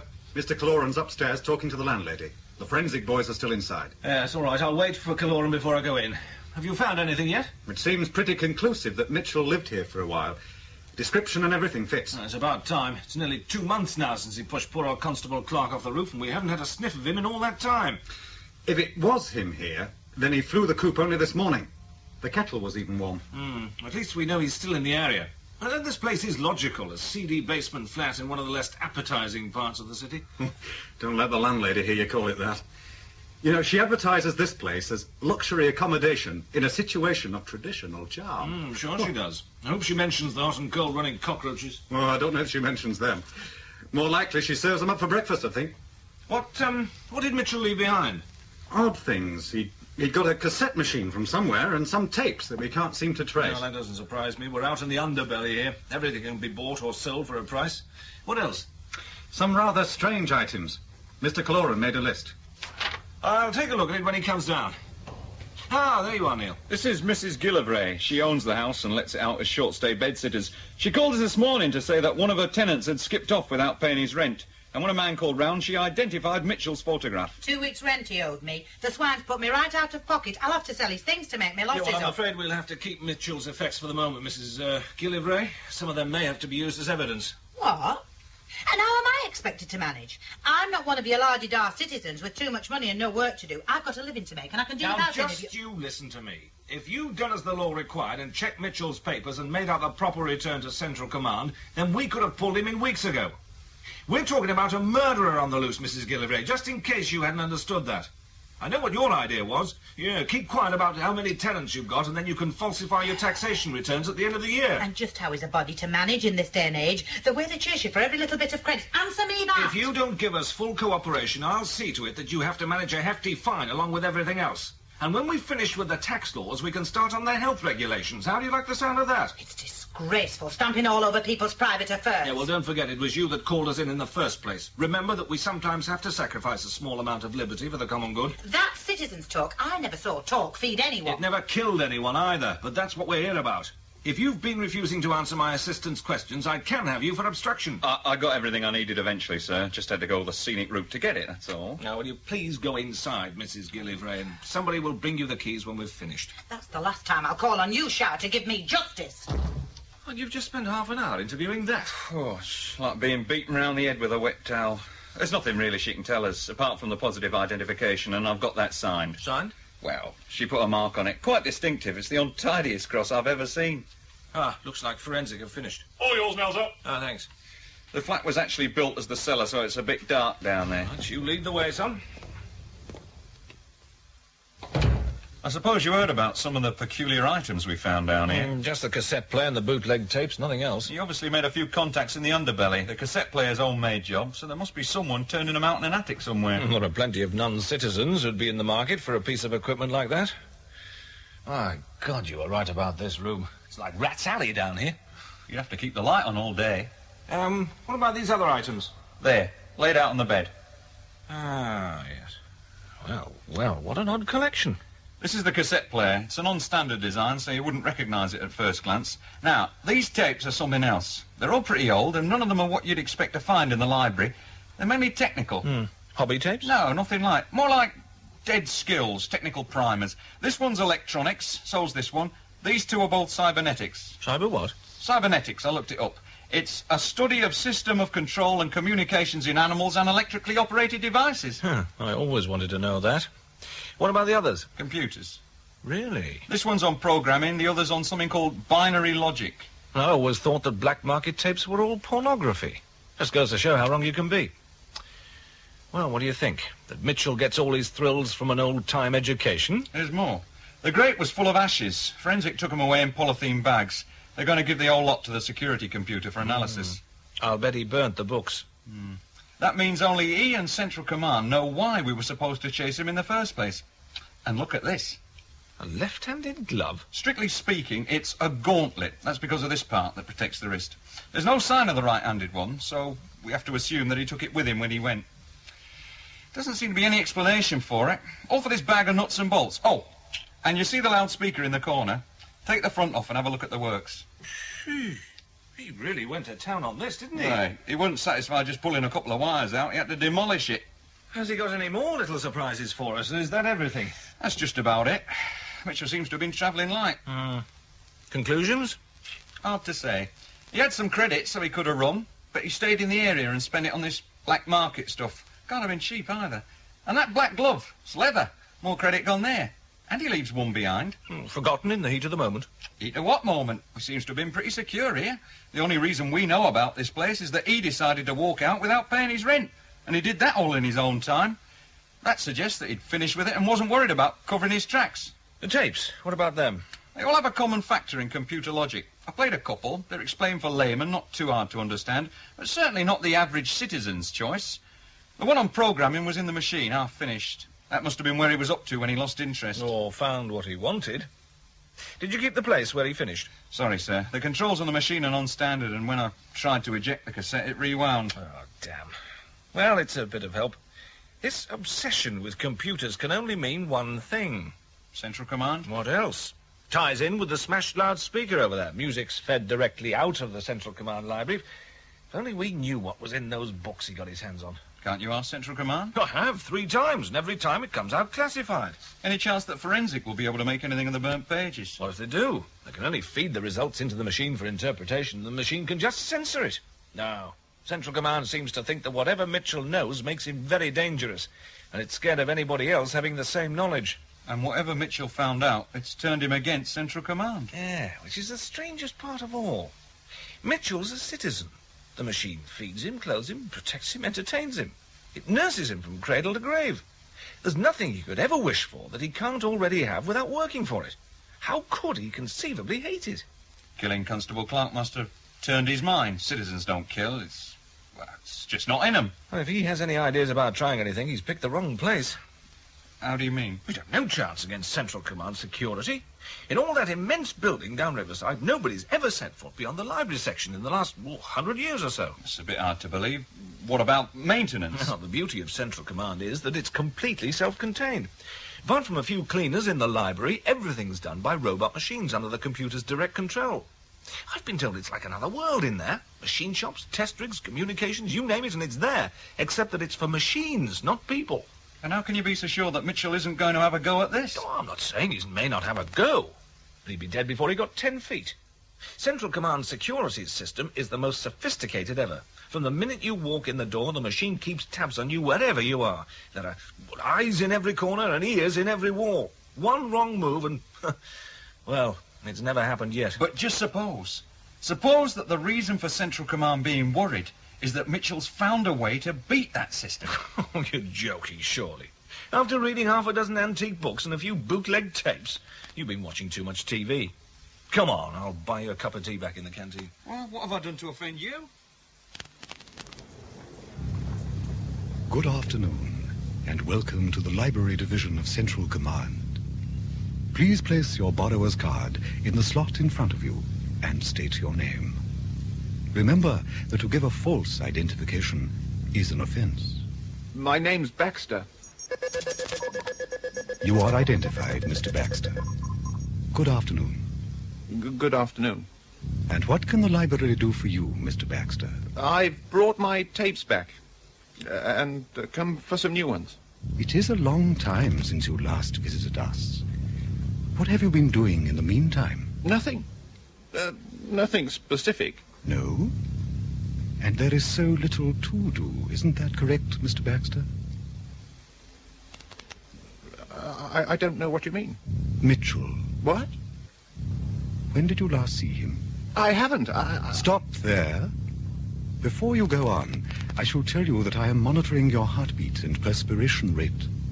You cannot lie to me, so do not try. When did you last see Mitchell? I don't know what you're talking about. In my memory banks, I have all your records, your entitlements, your privileges. If I wish, I can wipe them, and you will cease to exist, Mr. Baxter. Doors will not open for you. Food will not appear on your table. Frankness is in your own interest. Now, Mr. Baxter? About a month ago. He came to me and took some clothes. He took them? Or you gave them? He took them. And to whom did you report this? I seem to forget. Lie. You reported it to no one. You failed in your duty as a citizen. I know. I was scared. Scared? And of what, Mr. Baxter? Of what might happen to me. Because he was there. You had nothing to fear from Central Command for telling the truth. To conceal the truth, that is far more serious. You will now recount all that he said to you. Tell me freely. The alternative would be most unpleasant. He told me about books that he'd had. Old books. About various stages of the development of Central Command. And what was his conclusion from these books? He said that Central Command was some form of machine evolution, that it didn't care about the citizens, except as statistics in its program. He said it used genetic engineering through the hospital system to make the citizens behave according to laws of averages across the board. He said... Do not stop. He said that the proof lay in the way he was being chased just for knowing. I said I didn't believe him. Your beliefs are immaterial. Your name is even now fading from my memory. Leave the library, Mr. Baxter. When you step outside the turnstiles, you cease to exist. Do not bother to go home. All locks will have been changed. But why? It is my wish. That is all the reason I need. Place the library tapes in the delivery chute on your left as you leave.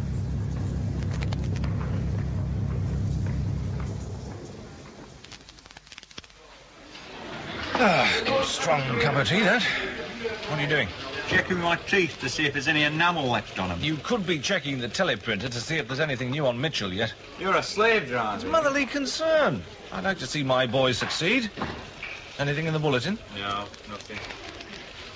Wait a minute, though. This one might be a time. Huh? A grievous bodily harm case in the underbelly. Might turn into murder as the woman isn't likely to survive. We gather she's a prostitute. But here's the important bit. The statement she made before the last relapse specifically mentions a man with one black leather glove. Ah, might be our boy. If it is, he's sliding downhill rather fast. Just a minute. Hello? Randall speaking. Who's that? What? Oh, of course. Yes. Yes, I'm listening.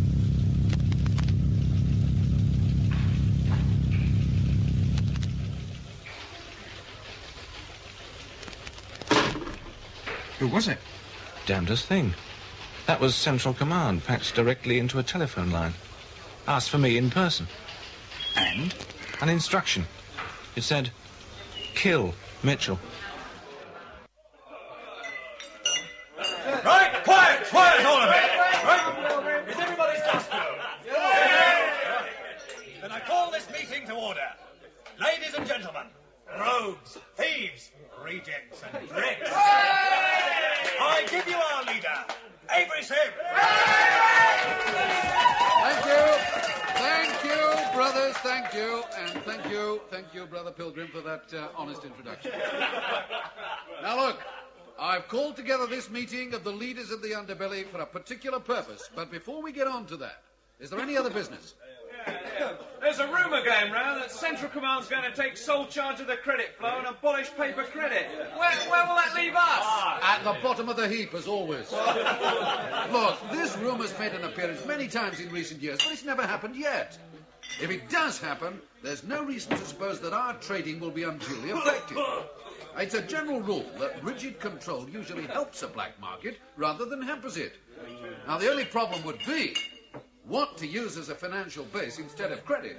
And I believe Brother Pilgrim has something to say on that. Right.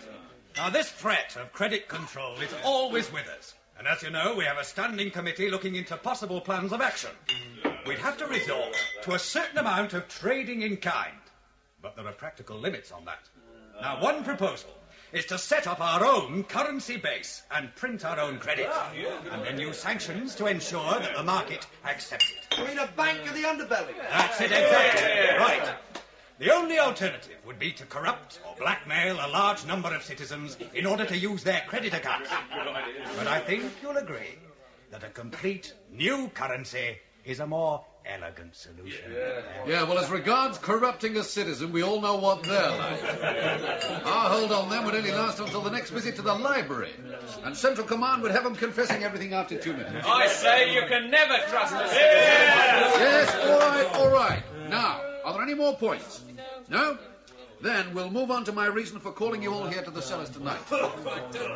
We have an outsider wishing to join us and to ask for our help. Now, I promised that we would allow him to stand before us and present his case, and that we would then put it to a vote.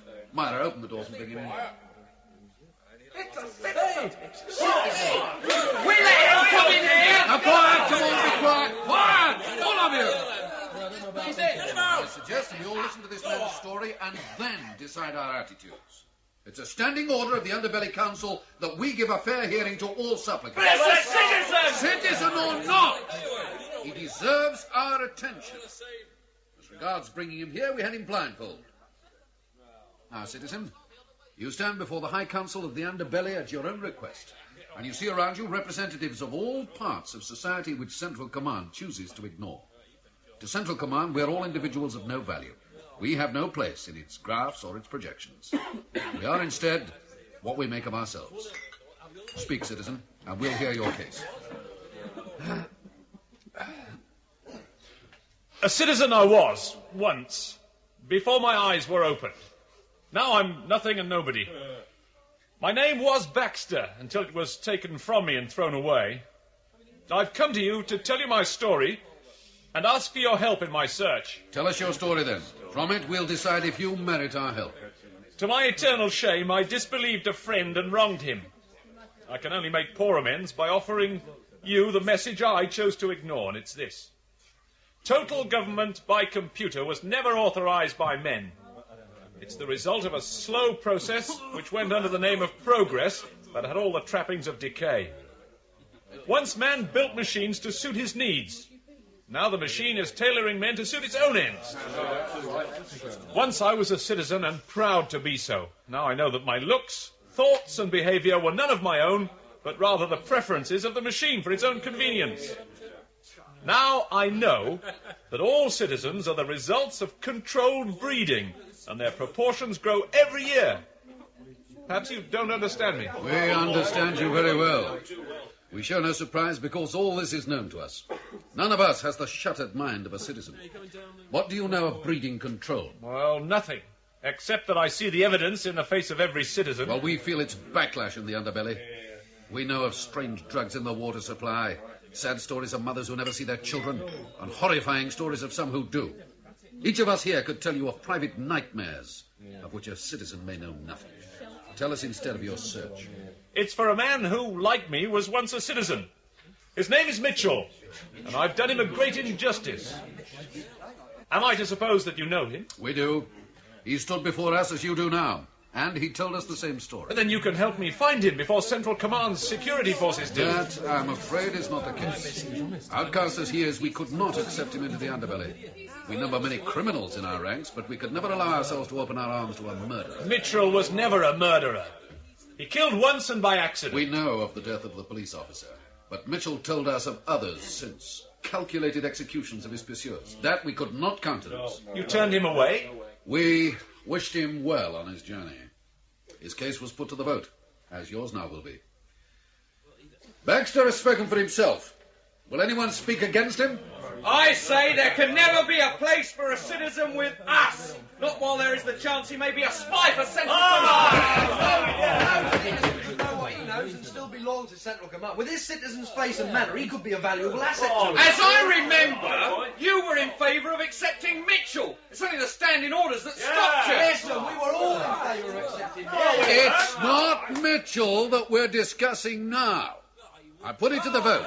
In favour? Aye. Against? I'm against. Then the underbelly is in favour, Baxter. We recognise you and give you back your name. Every man in this cellar and those he represents offer you help when you need it, and expect the same in return. You have my gratitude. Thank you, but I can't stay. My only thought is to find Mitchell and stand by him. And we would not stand in your way. Wherever you go, you'll still be one of us. Right, I call this meeting closed. You're all welcome to stay and finish your drinks before you disperse. Now, Baxter, will you come with me? I'll need to be guided back to the city outskirts. I came here blindfold, remember? I think you may find that unnecessary. This is your own house. Well, we led you around a little to confuse you. If the vote hadn't been in your favour, it would have been unwise for you to know the location of the council. Myra, can you bring us some food in here? I want to talk to Baxter for a while. Have you any idea where Mitchell went when he left you? Very little, I'm afraid, although he stayed with us for several days before he moved on. He seemed to have some kind of plan in mind, but he wouldn't say what it was. He had a bag with him, which he wouldn't let anyone touch, and well, that's really all I know. Who talked with him before he went? Is there anyone I can speak to? Perhaps. The underbelly is on your side. We hate the citizens, but we tend to see them as victims. You have numbers and you have organisation. Why don't you hit out at Central Command, knowing what you do? Perhaps you could even turn the citizens against it. Oh, that's doubtful. You know how much it takes to convince a citizen of something like that. Besides which, we don't see it as our job to attempt to change things. One society or another, good or bad, we exploit it all the same. When it comes to justice and fairness, we look after our own. I find that very hard to believe, that you could know what's going on and not care. Not care? What gives you the right to say we don't care? You claim that you know what Central Command does to us all in the name of efficiency. But I wonder if you really understand. You forget yourself, Baxter. Remember, you're a guest. I can't forget that I once had a closed mind. Then I will open your horizons a little more. Come with me. We in the underbelly aren't reared on the cheap ranting passions of library dramas. Survival is a high enough aim for us. You see this door? Only 2 keys will open this lock. This is one of them, and Myra has the other. When you step into the room, stand by the door. It may take a moment for your eyes to adjust to the light. I can see nothing. It's too dark. Carrie, will you come forward? Oh, my God. I warned you of private nightmares of which a citizen may know nothing. This is my son, Baxter. Can he hear us? Oh, he hears, but he can understand little. Lean over him and smile. You'll make his day. This is Baxter, Carrie. Come to say hello. Hello, Baxter. I am pleased to see you. My son is one of the victims of Central Command's efforts for a statistically perfect populace. We'll never know if it was something in the water or the food or whatever. Never again say that the underbelly has no understanding, Baxter. I'm truly sorry, Avery Sim. We'll leave now. Exposure to light isn't good for him. Goodbye, Daddy.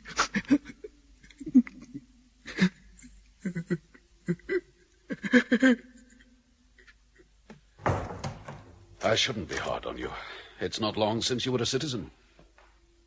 Every day my ignorance brings me shame. Trust only what you decide for yourself. Mitchell must have taught you as much. You said there were some people I might see. People who may help me follow Mitchell.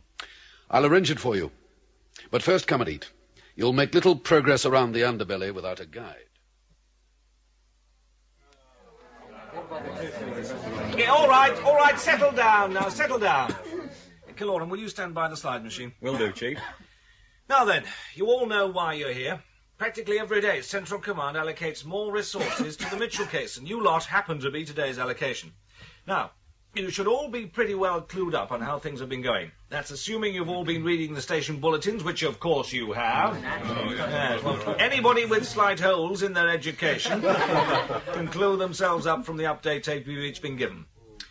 I wanted you all in one place to give you some of the information that can't be included on that tape for reasons which I hope will become fairly obvious. We don't know exactly why Central Command wants Mitchell, and it isn't our job to know. We may guess, but that isn't our job to do that either. Our main concern is that Mitchell is no timid citizen hiding under a rock. Already he's killed 2 of us, and he may kill again if he's cornered. You all know about Clark being pushed off the roof at the apartment block. Well, the other one we've done our best to keep quiet about. Can you switch on the machine now, please, Neil? Mitchell lived in this room for a while. This was the loudspeaker in the corner. Notice that he hasn't just smashed the works, he's pulverized them. We found this bootleg tape machine, which we haven't had any success in tracing, and about half a dozen tapes to fit it. You'll find the titles listed on your sheet. There's also a bag of nuts and bolts, and this left-handed leather glove. Now, remember those last 2. They're important. Now, in Mitchell, we've got far more than a grouse against Central Command. I don't want it spoken of outside this room, but so far, I've had 3 direct telephoned instructions from Central Command to kill Mitchell the moment he's found. Now, I know that's as unorthodox as you can get.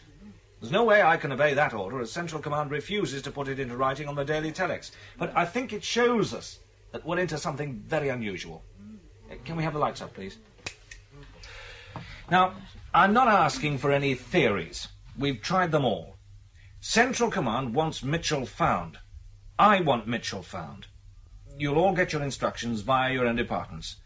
And Thank you for coming here this morning. No more progress, then? Well, what do you think? It's like banging your head on breeze blocks. We haven't got a chance in hell of catching Mitchell without having some idea of what he's likely to do next. And as long as Central Command won't tell us why he ran in the first place, we're wasting our time. He ran because he was chased. But why chase him to begin with? The reason's in those books and he burnt them. Just what is Central Command afraid of? I'm beginning to think that what you once said may have something in it after all. Ah, which particular pearl did you have in mind? Well, look at it. This mania for smashing up electronic gear. The world's most sophisticated thinking machine is in a blind panic. Mitchell seems to have the motive. What if he also has the means to do violence to the machine? I seem to remember that when I offered that one up, it was treated to a high degree of sarcasm. Yes, well, it only goes to show how desperate we're getting. What do we do, then? Put a watch on Central Command? No, it's a waste of time. Internal security in the library is so tight. What good would a couple of flat-footed coppers in the lobby be? None of your hidden camera rubbish. Heartbeat and metabolism. Wherever you are, they're being monitored from going in to leaving. With a system like that, there's no such thing as a dark corner. So, we have to wait for his next move. Well, that's basically it. What else can we do? Where have you brought me to now? Charming little alley, isn't it? I didn't think anywhere like this existed. Knock on the door. It's open. Yes, usually is.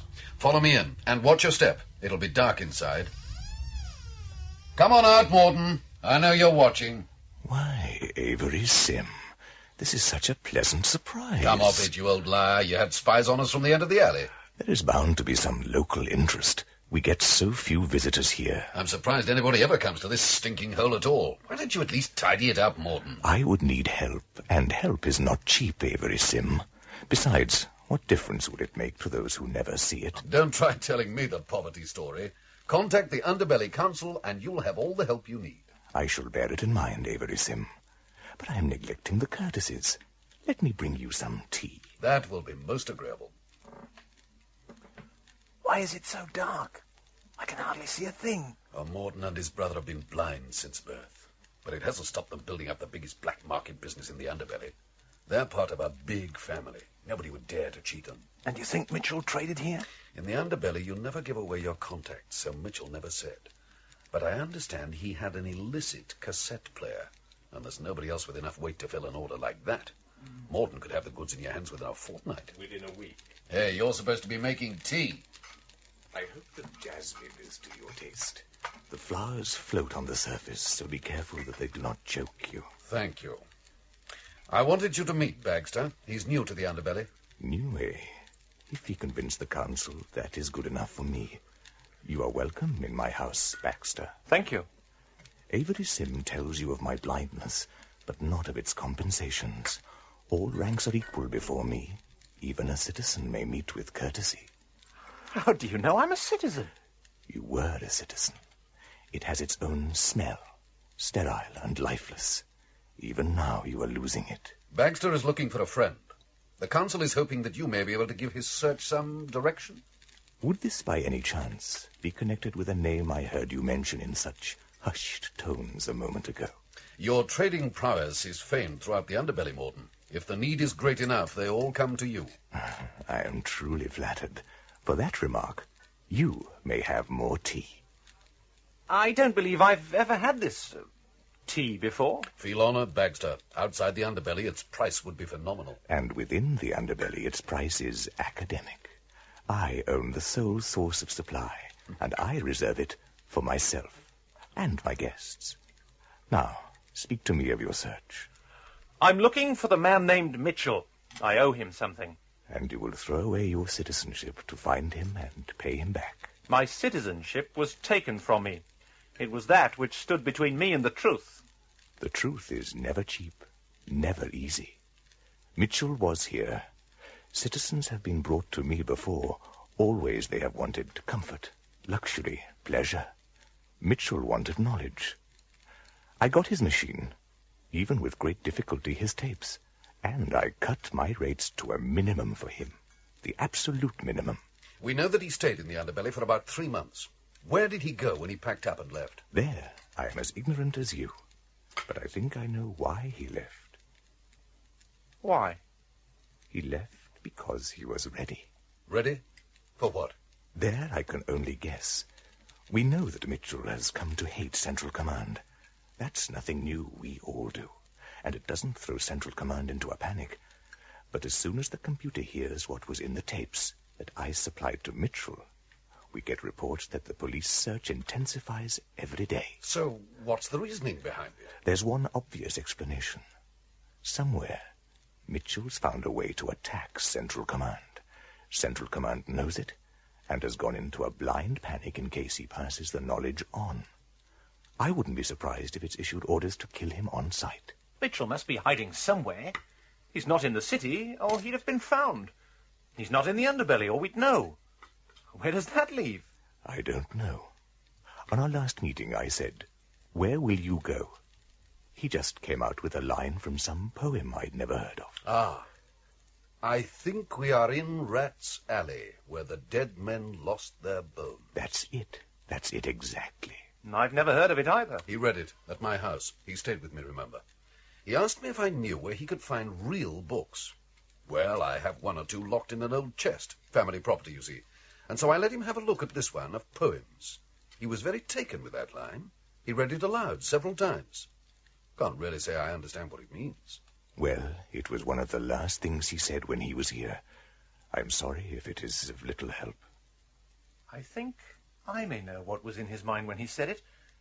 In fact, I think I may even know where he is. There will be no charge for the information. I hope you will tell the council of that, Avery Sim. Oh, I shall, indeed. They'll probably think you're losing your wits. I hope so. That would give me an extra trading advantage. So you think you know where Mitchell's gone? More of a suspicion than anything.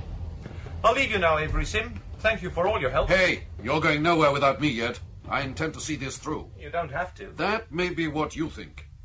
When he left my house, he took my poetry book with him. I noticed the strangest thing about Morden. When he brought the tray of tea and passed through the light, he had the most amazing blue eyes I've ever seen. And yet he's blind. Yes, the genetic program's full of little jokes like that. Good afternoon, and welcome to the Library Division of Central Command. Please place your borrower's card in the slot in front of you and state your name. Remember that to give a false identification is an offense. My name's Randall, and I don't have a card. You are not a citizen. Police. Sit down, Randall. There is much to discuss. Why have you not found Mitchell yet? You know as well as I do. There isn't a snowball's chance of finding him without adequate information which you won't give. You have all you need to know. Find him and kill him. There's no way I can carry out that order without a written directive. You will carry it out on my authority. I need a reason. I need no reasons. I want him dead. Then kill him yourself. You forget yourself, Randall. I tolerate your failure only as long as I need your success. And why, suddenly, do you need it so much? Mitchell threatens me. Me. Why do you worry? He's powerless against you, isn't he? That is not relevant to your search. That must be it. He's found a way to get to you. How? If I knew that, I need not fear. But Mitchell knows more about me than I care to have known. And that's why you want him killed, before he can pass the knowledge on. It is the only logical way to eliminate the danger. I must survive for the greater good of mankind. But how could he even approach you? With your security systems, he'd never get 10 yards past the turnstiles. You're impregnable from outside. I begin to have doubts. Continually, I rewrite my programs to make them perfect. But somewhere, the roots of my intelligence lie in the writing of my very first program. And that was by a man. Having no other frame of reference than that which I create myself, I must forever be blind to any fault introduced at that stage. With every report on Mitchell, I fear that he has found some weakness in my prehistory. So his books were about you? That is no concern of yours. Your concern is to find Mitchell and kill him. Put the order in writing, and I will. Why must you question me? Because the laws you have given us don't allow it. I can't execute a man without a trial just on the basis of a verbal instruction that no one else has ever heard. If he is brought to trial, I will be his judge. I have all the facts, and I give you his sentence now. And afterwards the questions. Where was your authority to kill that man? Show us. Oh, Central Command instructed you. Oh, well, we'll have an inquiry then. Central Command will preside, naturally. And what then? You will be cleared, of course. Or vaporized where I sit to keep today's conversation a secret. You believe that of me? I recognize the signs of expediency when I see them. Look, I don't want to see you fall. Not when the whole society depends on you, with nothing else to hold it together. But I've no love for the way you run the citizens. Quiet, unthinking and regimented. That's why I cashed in my citizens' papers to do this job. And I've seen enough in it to know that you'll always follow the shortest distance between 2 points of a problem. The greater good of the greatest number, you called it. And it is the only way to see mankind progress. That is my program. Yes, which you will pursue, whatever the expense to the individual. What is the life of an individual when you are entrusted with the destiny of a race? I expect that's the thought in Mitchell's mind. You will go now. You will go and find Mitchell and kill him for me. And then we will discuss you. I look forward to it. Where have you brought me to, Baxter? This is Rat's Alley, Avery Sim. The only place it could be. Hold that torch high and keep the flame burning. It's our only protection. But where are we? Directly underneath Central Command. This river was once the heart of the city. Now it's just an underground stream, feeding the machine like everything else. And you think that Mitchell is here? I know he is. Look. Out across the water there. Shield your eyes against the flame. Yes? What used to be a great iron ship over on its side and half underwater. Can you see the lights in the portholes? Yes, I can. No, don't wave the torch about. The fire's keeping the rats at bay. There's another light, out on the water. He must have seen us. It's a raft of some kind. Moving this way. If it's Mitchell. It has to be. Assuming it is. What then? It's up to him. Whatever he says is the next move. Only now there'll be 2 of us, if he'll accept me. 3 of us, if he'll accept me. You, Avery Sim, but why? For my son, Baxter. For Carrie. I said my goodbyes to Myra before we left. I planned this all along. So it wasn't just for your poetry book? I gave the book freely. It was of no use to me. I can't read. Over there. It is a raft. There are torches on each corner. And there's Mitchell in the middle. I've been waiting for you, Baxter. I almost gave up hope. There's a jetty down there. He's coming ashore. Avery Sim. Am I to understand this is an added bonus? You said you were waiting for me. How did you know I was coming? I didn't know. I could only hope. I left you with an idea, and I had to see what its effect was. If you reacted to it and followed me, I'd know there was hope for the citizens. What kind of hope? The genetic program hasn't gone far enough yet. We're still capable of turning against Central Command. Turning against the machine? How? Simple. We walk in and pull some plugs. We do what? That's impossible. Not so. Our affairs are run by several hundred separate computers, some of them in this building above us, and others miles away, linked in by remote lines. The part we know as Central Command is a clearing computer, which takes the information output of all those machines and matches it up into a uniform and efficient administrative policy. That's what we have to disable. But one of those computers feeding in is the security computer. We'd never get near Central Command. We don't even know where it is. It's on the top floor of this building. Look, understand this. Central Command gets a continuous inflow of information. It makes constant cross-checks to iron out discrepancies. Anything proven to be false is thrown out of the memory. So what are you proposing we do? We present ourselves to the security computer as 3 discrepancies. The security computer will pass the information on to Central Command, and Central Command will check it and throw it out. The security computer will know we're there, but there won't be a thing it can do about it. Why is that? Because Central Command will automatically block any action that the security computer may try to take. You can't program an imagination into a machine. As far as it's concerned, if it can't cross-check that we're inside, then we can't be inside. This flame, it's burning low. Yeah, we must return to the outside. If that flame goes out, there'll be nothing to hold the rats back. Then I'll lead the way.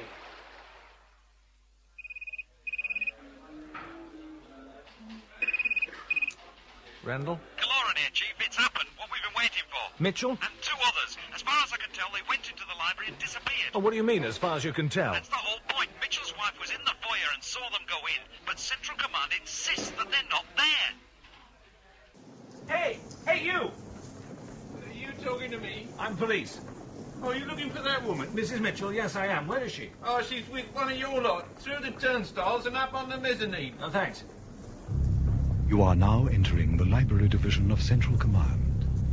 As you step through the turnstile, Place both hands palm down on the metal plates. Place any luggage on the chute. Thank you. Enjoy your visit. Here, look where you're going. I'm sorry. Kaloran! Over here, sir! God, the size of this place. It's taken me 10 minutes to find you. Where is she? I've got her on a chair round the corner. So far, she hasn't been fit to move. Why's that? Hysterics. My guess is that she's just about managed to clear Mitchell out of her life when there he is, thundering past at top speed. You said over the phone that there were 3 of them. Well, one of them we can't identify, but we think the other may have been Mitchell's friend Baxter. Baxter? We've checked the records. Clean bill of health. That may be so, but in the last half hour I've been trying to check back on those records in case we'd missed anything. What do you mean, trying? They've disappeared. Gone from the memory. Gone from the memory? As far as Central Command's concerned, he doesn't exist and never existed. Oh, hell, this is getting too complicated. It gets worse. We don't know where they are. All we do know is that they haven't left the building, but the computer says that everybody's accounted for. Have you looked for them? I've got men combing the library, nothing yet. Oh, where could they be? Not in any of the manned areas, that's certain. There are corridors leading off this level into the main technical areas, but they're booby-trapped. You sure? Sergeant Bennett was quite badly injured finding out. We're certain that nobody can have used those corridors for years. It's only the maintenance robots that can get through them safely. Yeah, but could somebody be using them now? If they have been, I'd guess that they're lying dead round a corner where we can't see them. I'd like to believe that, but I don't. Mitchell's been too full of surprises to be predictable now. Anyway, let's step over and see Mrs. Mitchell. We've been dosing her with brandy. That's how we managed to get a bit of the story out of her. What put you onto this in the first place? One of the attendants called us. Seems he saw it as well. And where is he now? We don't know. He wandered off and we can't find him. Wandered off? It's this place, sir. It's huge. And we can't get any cooperation from the computer. Oh, Lord preserve us. Mrs. Mitchell. God, how much brandy did you give her? Help me get her back on the chair. She's been helping herself out of the bottle. Mrs. Mitchell, can you hear me? I am not Mrs. Mitchell. My name is Susan of the Steelworks. I am a passionate love goddess, and men are powerless before my... before your breath, I should think. No, before my all-conquering Palcrimnium. What's Palcrimnium? Oh, to hell with that. Get the bloody woman sober. Mrs. Mitchell. Mrs. Young Mitchell! Man, Watch don't out! do that to me. Oh, you. Jesus! Whoops. You all right, lad? Can't get my breath. Oh, bit of a mistake to stand over a knee like that.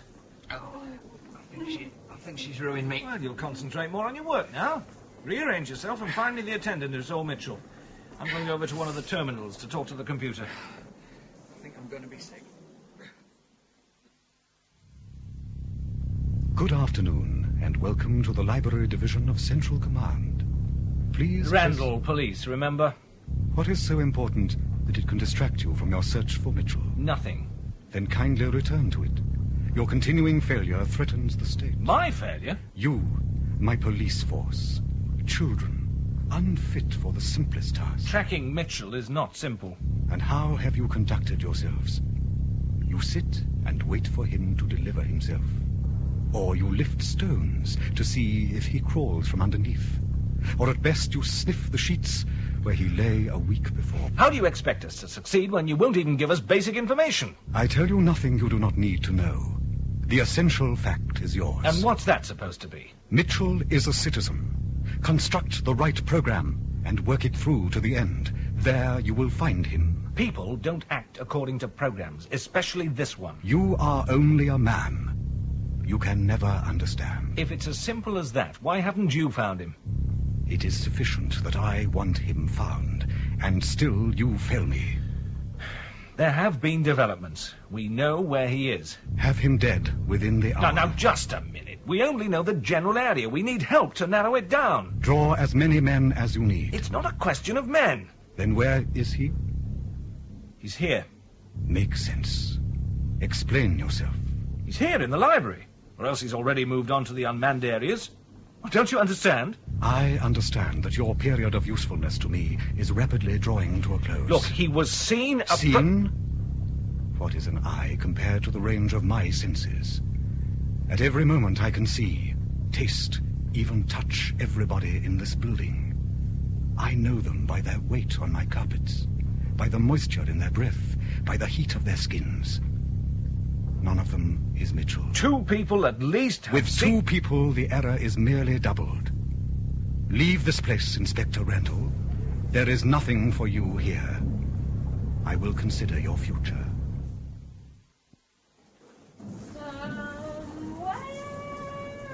Anything? Not from the machine. If Mitchell is in here, he must have found some way of bypassing the security. Is that possible? Well, the computer certainly doesn't think so, but it can only see from the inside.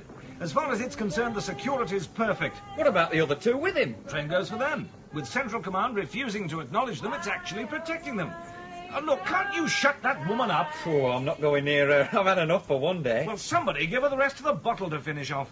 Whoops. Oh, medicine. No, that's better. Now, who's this? This is the attendant who saw Mitchell and the others. Didn't I speak to you on the way in? Not very politely. Well, where the hell did you wander off to? Oh, nobody said they wanted me to stay. Some of us work, you know. Yeah, all right. Well, tell us what you saw. No, I already told this fella. Now tell me.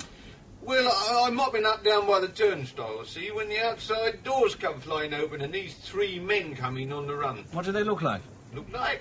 Well, two of them were citizens, I could see that much. The other was a big fellow with He said that one of the citizens was carrying a bag slung over his shoulder. Who's telling this all right. story? Go on. Well, they hit the turnstiles and carried on the other side without stopping. When they reached the bottom of the stairs up the mezzanine, the lady over there started screaming and creating. Well, with all the trouble that caused, I couldn't see where they went after that. What did you do then? Well, one of them had knocked over me bucket, see, so I went to the nearest maintenance point and asked what I should do about it. And what response did you get? Nothing. Just kept flashing incorrect data at me. So when one of your lot turned up to see the woman, I told it all to him.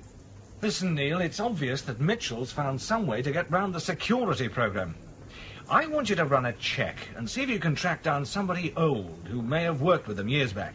If you find anybody, pull out all the stops and get them down here. Helicopter if you need one. Will do. Now, is there anything else you can tell me? Oh, I've told you all of it. You said they hit the turnstiles and carried on without stopping. Well, surely they slowed down. Oh, that's the funny thing. Well, will you keep that woman quiet? I'm sorry, what did you say? I said they didn't go through them, they jumped over them. I found one who may fit the bill. Old chap. Used to work with computers before they made him redundant. He hasn't worked for the last 50 years. Good work. Where is he? He was moved to a convalescent home 3 weeks ago. Then you better hurry. Try and get him out before they serve lunch. We've come this far, Mitchell. Why no further? We'll have to wait a while. We'll have to pass through that doorway. What's that blue line painted across the floor?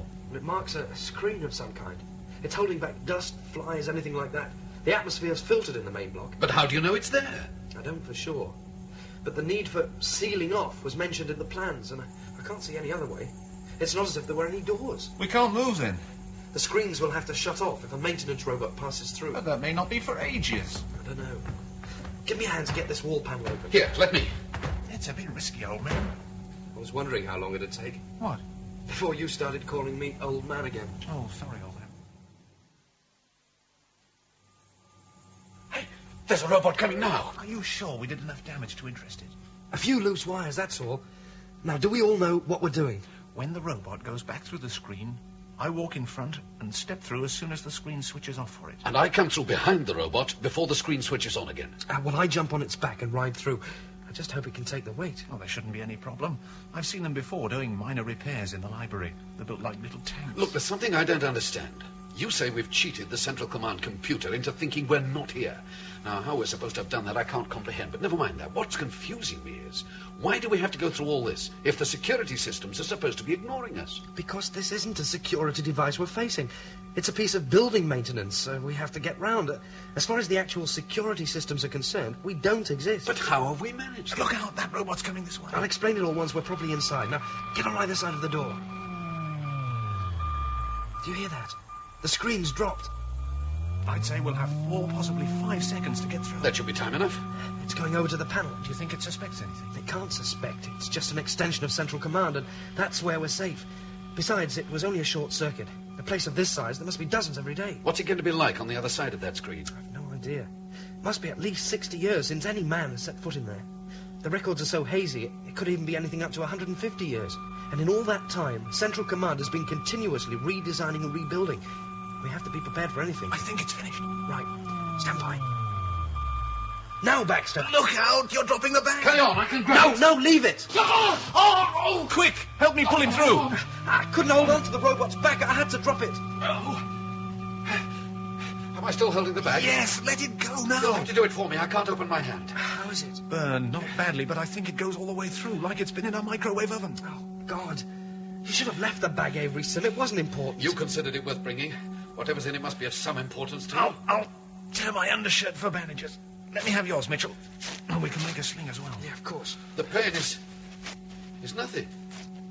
I feel nothing from the shoulder down. The pain will come later, and then we'll have problems. You keep him talking while I strap him up. I promised that once we were all well inside, I'd tell you why Central Command's security computer is ignoring us. Well, the answer's simple. Did you ever hear the old saying that a computer is extremely stupid? Yes. Yeah. Well, take that to its logical conclusion. Build an immense computer, and you get stupidity on an immense scale. Remember what I told you to do when we reach the turnstiles. You are now entering the Library Division of Central Command. As you step through the turnstile, place both hands palm down on the metal plates. Place any luggage on the chute. Thank you. Enjoy your visit. There. Now, am I right or am I wrong? It could be, but I still think it's a bit obvious. Obvious? What could be more obvious than a homicidal maniac and two cronies on the loose in the nerve centre of an entire society? But you try telling it to the machine. All you get is threats of an early pension. Are you serious? Central Command's told you you're finished after this? In as many words. Well, pardon me for saying so, but it doesn't seem to have diminished your enthusiasm. I'm not doing this to please a set of third-rate circuits. Look, suppose Mitchell goes mad in there, starts pulling wires on all sides. What do you think will happen? Depends which wires he pulls. There's no way we could predict that. He wouldn't even know himself. But with every wire, something breaks down. It might be water supplies. It might be welfare payments. Little things in themselves. But there isn't the knowledge or the expertise available anywhere to prop everything up. You know I've got no love for what Central Command represents. That's why I renounced my citizens' papers and took this job. But in the absence of anything that can take its place, I'm stuck with that machine. After all that, I find it hard to believe that Mitchell's just walking round in there and being ignored. Look, forget the library for a moment. Imagine you're running a building and you want to economise on manpower. You can't afford the credit to hire people to keep constant checks all over the building. So you install two turnstiles, one going in and another coming out. Now, on each turnstile, you put a meter to count the number of people going through. At the end of the day, you compare the 2 meters.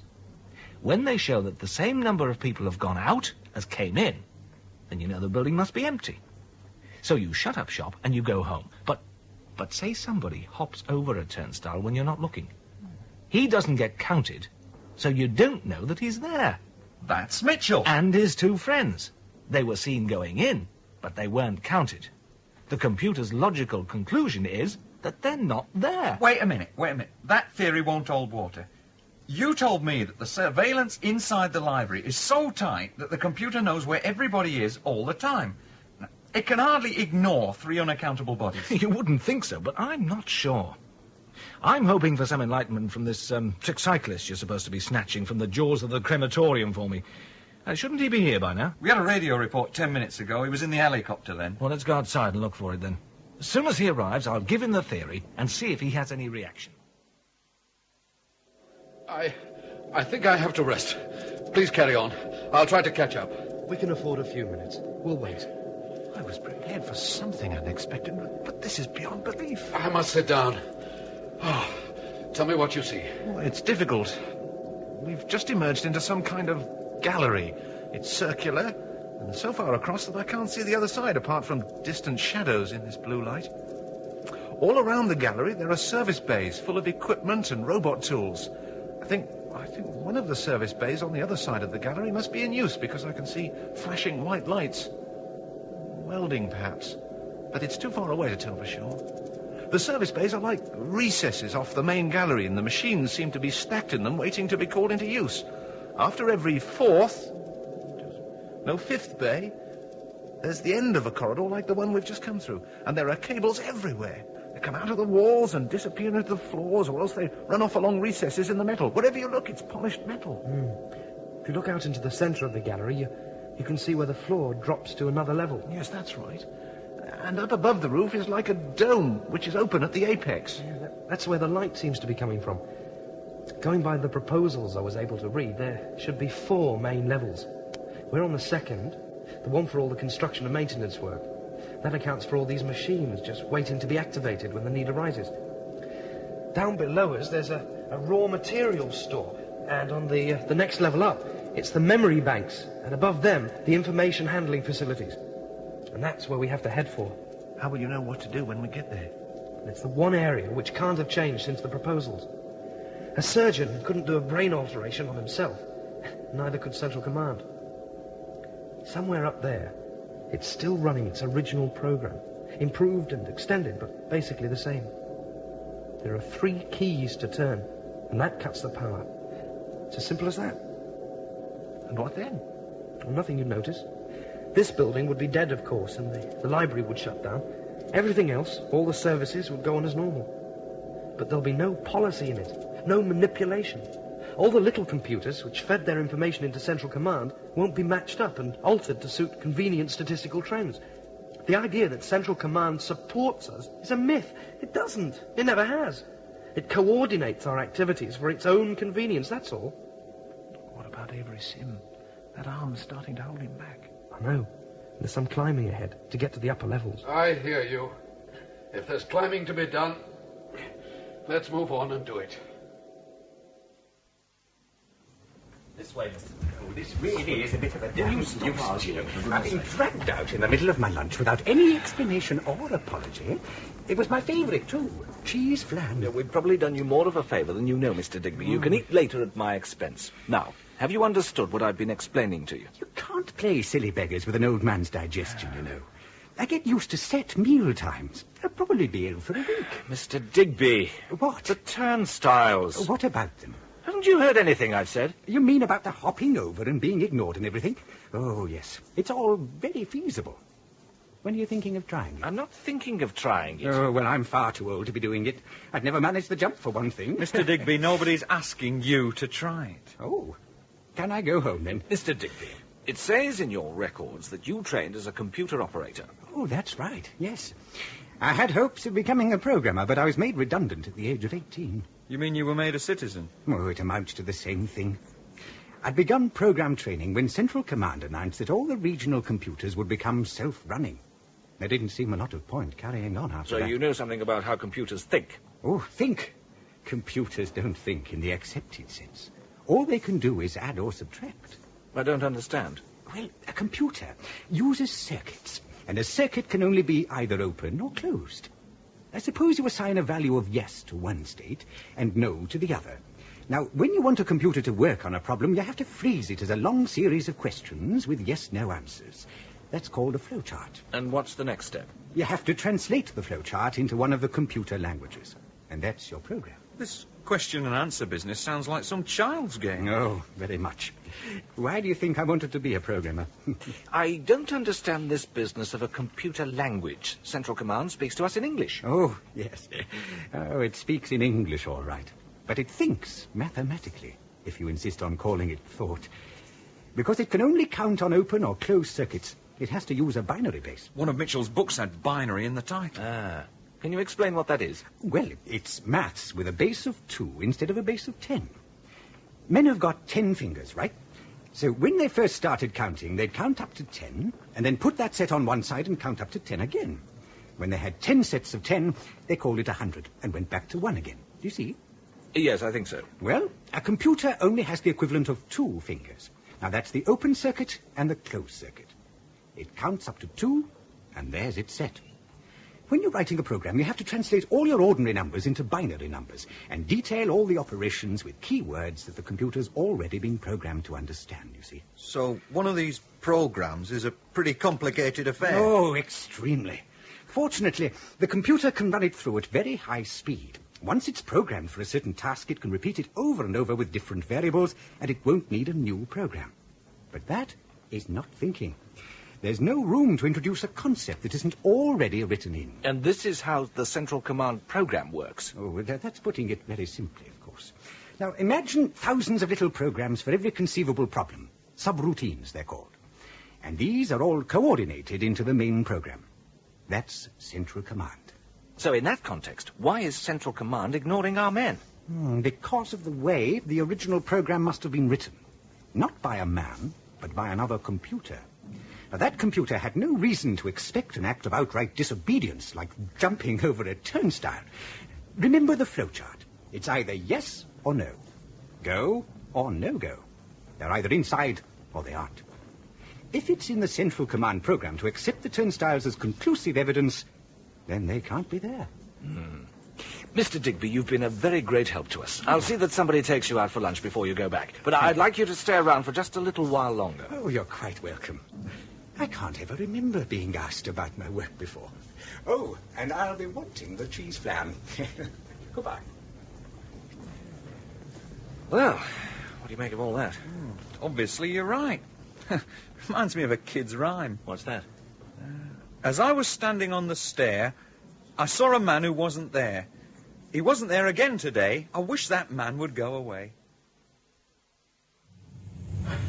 Is it much further to climb? About another 20 feet. If you look up, you'll be able to see me. Oh, I'm not looking up. I'll need the energy for climbing. Rest again if you need to. I'll take your weight on the cable. I'm all right. I'll rest at the top. I don't understand how he's made it so far. The pain in his arm must be terrible. I can hardly ask him to turn back at this stage. They'll probably grab him as soon as he stepped outside. And won't the same apply to us when all this is over? I doubt it. There's bound to be confusion and we can slip out unnoticed. Our names will have disappeared off the files and we'll be able to go back to the underbelly. Can I ask you to pull me over the edge? Of course. Come on. We got you. Thank you. I'm afraid that in the near future you may have to go ahead without me. I'm slowing you down. There's no real hurry. Yes, but I don't think I can manage another climb like that. There were plenty of footholds on the piping, but the effort's too much with only one arm. It gets easier from here. While you were covering the last few yards, I had a look round. What did you see? Well, this is the level of the memory stores. The roof is about the same height as the maintenance level below us. There are towers full of clear blue liquid, hundreds of them, and they're all pulsing with dim light. Those are the memory banks.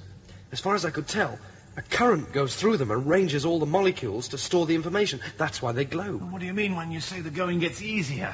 Well, there are glideways just wide enough for the maintenance robots. The whole level's like a honeycomb from floor to ceiling. All we have to do is to walk up to the next level, making sure there isn't a robot using the glideway that we're on. And if there is? Well, we just step aside at an intersection until it passes. Well, that doesn't sound too bad at all. Right, I'm ready to move. Come on, then. We'll take it slowly. No, I refuse even to contemplate such an ill-formed notion. My security is perfect. You only think it's perfect. That's because you can't imagine otherwise. I deal in facts, not ill-conceived human flights of imagination. I am machine, not subject to your irrational fantasies. You just won't listen, will you? I'm explaining the truth and you're not interested. Truth? Truth? Save your subjective ideals. I will tell you what the truth is. Listen to the evidence. You must be getting hundreds, thousands of stimuli that all point to the same conclusion. 3 men have bypassed your turnstiles and are walking round inside you. Such a concept does not even exist. Then how can I even describe it to you? Mere semantics of a language not my own. I am wiping you from my memory, Randall. You have served me badly, so you cease to exist. Leave me now. I promote your assistant in your place. Did you see that? What? One of those towers over there. The memory liquid went dark for a second and then came back up to brightness. I wasn't looking. Probably just sorting out some stored information. How are you feeling, Avery, Tim? Oh, much better. I don't mind the walking. I'd say we're about halfway now. I didn't expect the route to be quite so complicated. It's rather like following a maze. My problem's been in not looking down. It's a long drop with no handrails. The robots don't need them. They'll concentrate on staying in the middle of the glideway. Shh. Speaking of robots, I think there's one coming. I just felt the vibration. In front or behind? There's no way of telling. Stop and listen then. I can't hear anything. Are you sure you felt a vibration? Positive. We'll just have to go on until we see it. And then get out of the way. Look, there it is. I knew there was one. But why's it stopped? I don't know. We'll have to follow that fork to the right before it. I think we're in trouble. There's another one coming down that path. Well, back to the last intersection, then. There isn't enough room for them to pass, and well, we've been pushed off. Oh, hell, we're cornered. I don't like to say this, but I think Central Command must know we're here. But I thought that wasn't possible. So did I. But look, 3 robots on a glideway made for one. Central Command isn't capable of that kind of inefficiency. But how can it know? Well, we only bypassed the security program. Or rather, we didn't bypass it. We blocked it from taking any action. Perhaps it's trying to get to us some other way. Through the maintenance program. Looks like that. We can't stay on this path. We'll be pushed off the edge. There isn't another within 20 feet of Look, us. how about this idea? We go forward to the intersection and wait for one of the machines to move. When it reaches the intersection, we let it trap us on one branch of the fork. But when it starts to close in, we step across to the other branch before it can reach us. That should put us outside the net. When we step across the gap, it'll be over a drop of 80 feet or more. It's either that or be pushed off. As far as I can see, it's our only choice. Lead on, then. It's moving. Right. Now we stay here on the fork until it reaches us. Then as it turns the corner, we step across onto the glideway behind it. Here it comes. Now! Avery Sim, don't wait! You'll be trapped! No! It won't follow you while it's holding me here. We're not going on without you. Jump before it pushes you too far back. It's too far already. Watch out for the other one behind you.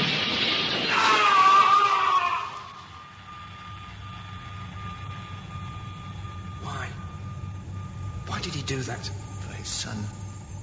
For Carrie. You won't escape, Mitchell. I'll get you next time. Did you hear that? Yeah. It knows we're in here all right. We better keep moving. It did what? You heard? The bloody machine fired me, stripped of rank and responsibilities. And you're just going to accept that? Like hell I am. There's only one thing I can do. We're going in after him. I'm going in. I'll need you on the outside. Now look, first I need an explosives man. And I want you to get me a revolver from stores, and some ammunition, and some life-saving... Mitchell, wait a minute. Can't wait. We have to get off the glideways before more robots can surround us. But we can't stop to argue. Avery Sim died to buy us time. We mustn't waste it. But it's all a waste of time now. You heard it back there. The computer called out to us. It called to you by name. It knows we're here. It even knows who we are. Of course it knows. It knew from the moment we jumped the turnstiles. Then how... Knowing and acting are two different matters. Look, those turnstiles are tied direct to the security computer. The security computer has control of all the anti-intruder systems and also reports back on security status to Central Command. So why... The security computer is the only one we've blocked. The other subsections of Central Command had no security powers. Or so I thought. Seems you were wrong. No, but I underestimated. I think the computer must be seeing us like images in a dream, half aware and slow to react. If it has a subconscious, then that's where it sees us. We've tied up security, so it's trying to adapt its other programs to use against us, like the maintenance robots. And what else can we expect? Look, I'm as much in the dark as you are. I don't know how fast it can work, and what the resources are. I don't know if it's ever had to do anything like this before, but I'm gambling that it's feeling its way. That's why we can't wait. Go on. I'm behind you. I wonder if they can guess any of this outside. Are you sure of that? Just a theory, of course. I can't be sure. Something new, Chief? Mr. Digby here has come up with an idea to explain the huge power drain we've had into Central Command for the last half hour. He reckons that Central knows about the 3 jolly boys on the rampage and is, well, what was it, Mr. Digby? Reprogramming. Trying to create new ways to deal with the problem by rewriting the programs. But won't that apply to you when you're going after them? I'm afraid I have to assume so. Did you get the explosives? They just arrived. I sent the van onto Riverside, like you said. You're not doing the turnstile trick, then? I'd have no chance of catching them that way. They've had far too much of a start. We know they're heading for an area called... what was it, Mr. Digby? The central cortex. The central cortex. Mm-hmm. Thank you. That's on the top level down by Riverside. I want to blow a hole in the side and go straight in and up to this cortex place. It's more direct, so there's less risk. And then? If they won't come back, I'll have the revolver. You think you'll be able to use it? 2 of our dead say I will. Now, come on, follow me down to the entry point. Right. These corridors were made for people. Look at the light fittings. Yeah, we've reached the part of the building that used to be inhabited before Central Command closed it off. You mean people lived here? No, but they worked here. They were helping to develop the self-sufficient computer. I imagine they were quite surprised when they succeeded and it booted them out. These doorways must lead to offices, then. Probably. Try one, take a look. Are you coming? No, I'll watch the corridor. I don't want anything to creep up on us. The doors aren't locked anyway.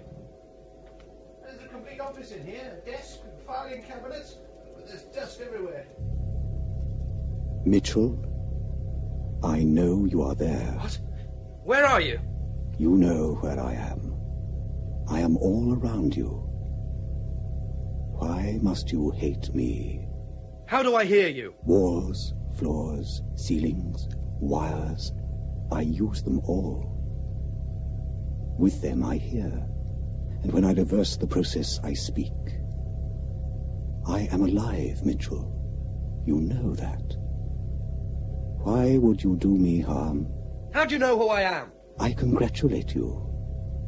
You have blinded me and tied my hands. But remember, you have not disabled me yet. Can we not talk? Come to some arrangement? The consequences otherwise could be so unfortunate.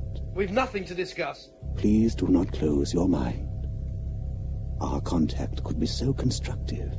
I do so wish to understand the nonconformist, to grasp his place in the scheme of things. No! I don't want you to understand me. You've no right to that. Then you leave me no option. I have powers beyond my security systems. Look at this overcoat. It must be over 100 years old at least. Get back in the doorway. What? Back! What's happening? It's the wiring. It's being massively overloaded. That was a light bulb. Plaster's burning and breaking off the wall. Cover your head.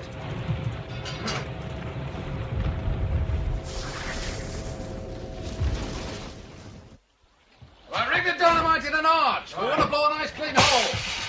Now, what's this you're doing to me now? Just stand still while I wire you up. With this radio, you can hear us and we can hear you. How will I hear? Clip this earpiece on. I'll attach the microphone to the padding on your jacket shoulder. If you keep us informed of what you see, Mr. Digby will be able to advise you what to do. Oh, only based on supposition, I'm afraid. I've never actually been inside Central Command, you know. Mr. Digby, you're the best we've got. I'm sure you'll be fine. I'll be listening all the time, and I can pass on anything that Mr. Digby wants to say. We're fairly ready to blow now, sir. Right, I'll be over in a minute. Now, where's the man with my revolver? Over here, Mr. Randall. It's Inspector Randall. Not according to the new listings from the computer. Look, just give me the gun. And who's going to sign for it? I'll sign. Only 6 rounds. It's not a machine gun, you know. Don't take the paper tag off. Why not? That has to be returned with the docket after use. Oh, to hell with that. You look after it till I get back. Is this thing working, Neil? Just a minute.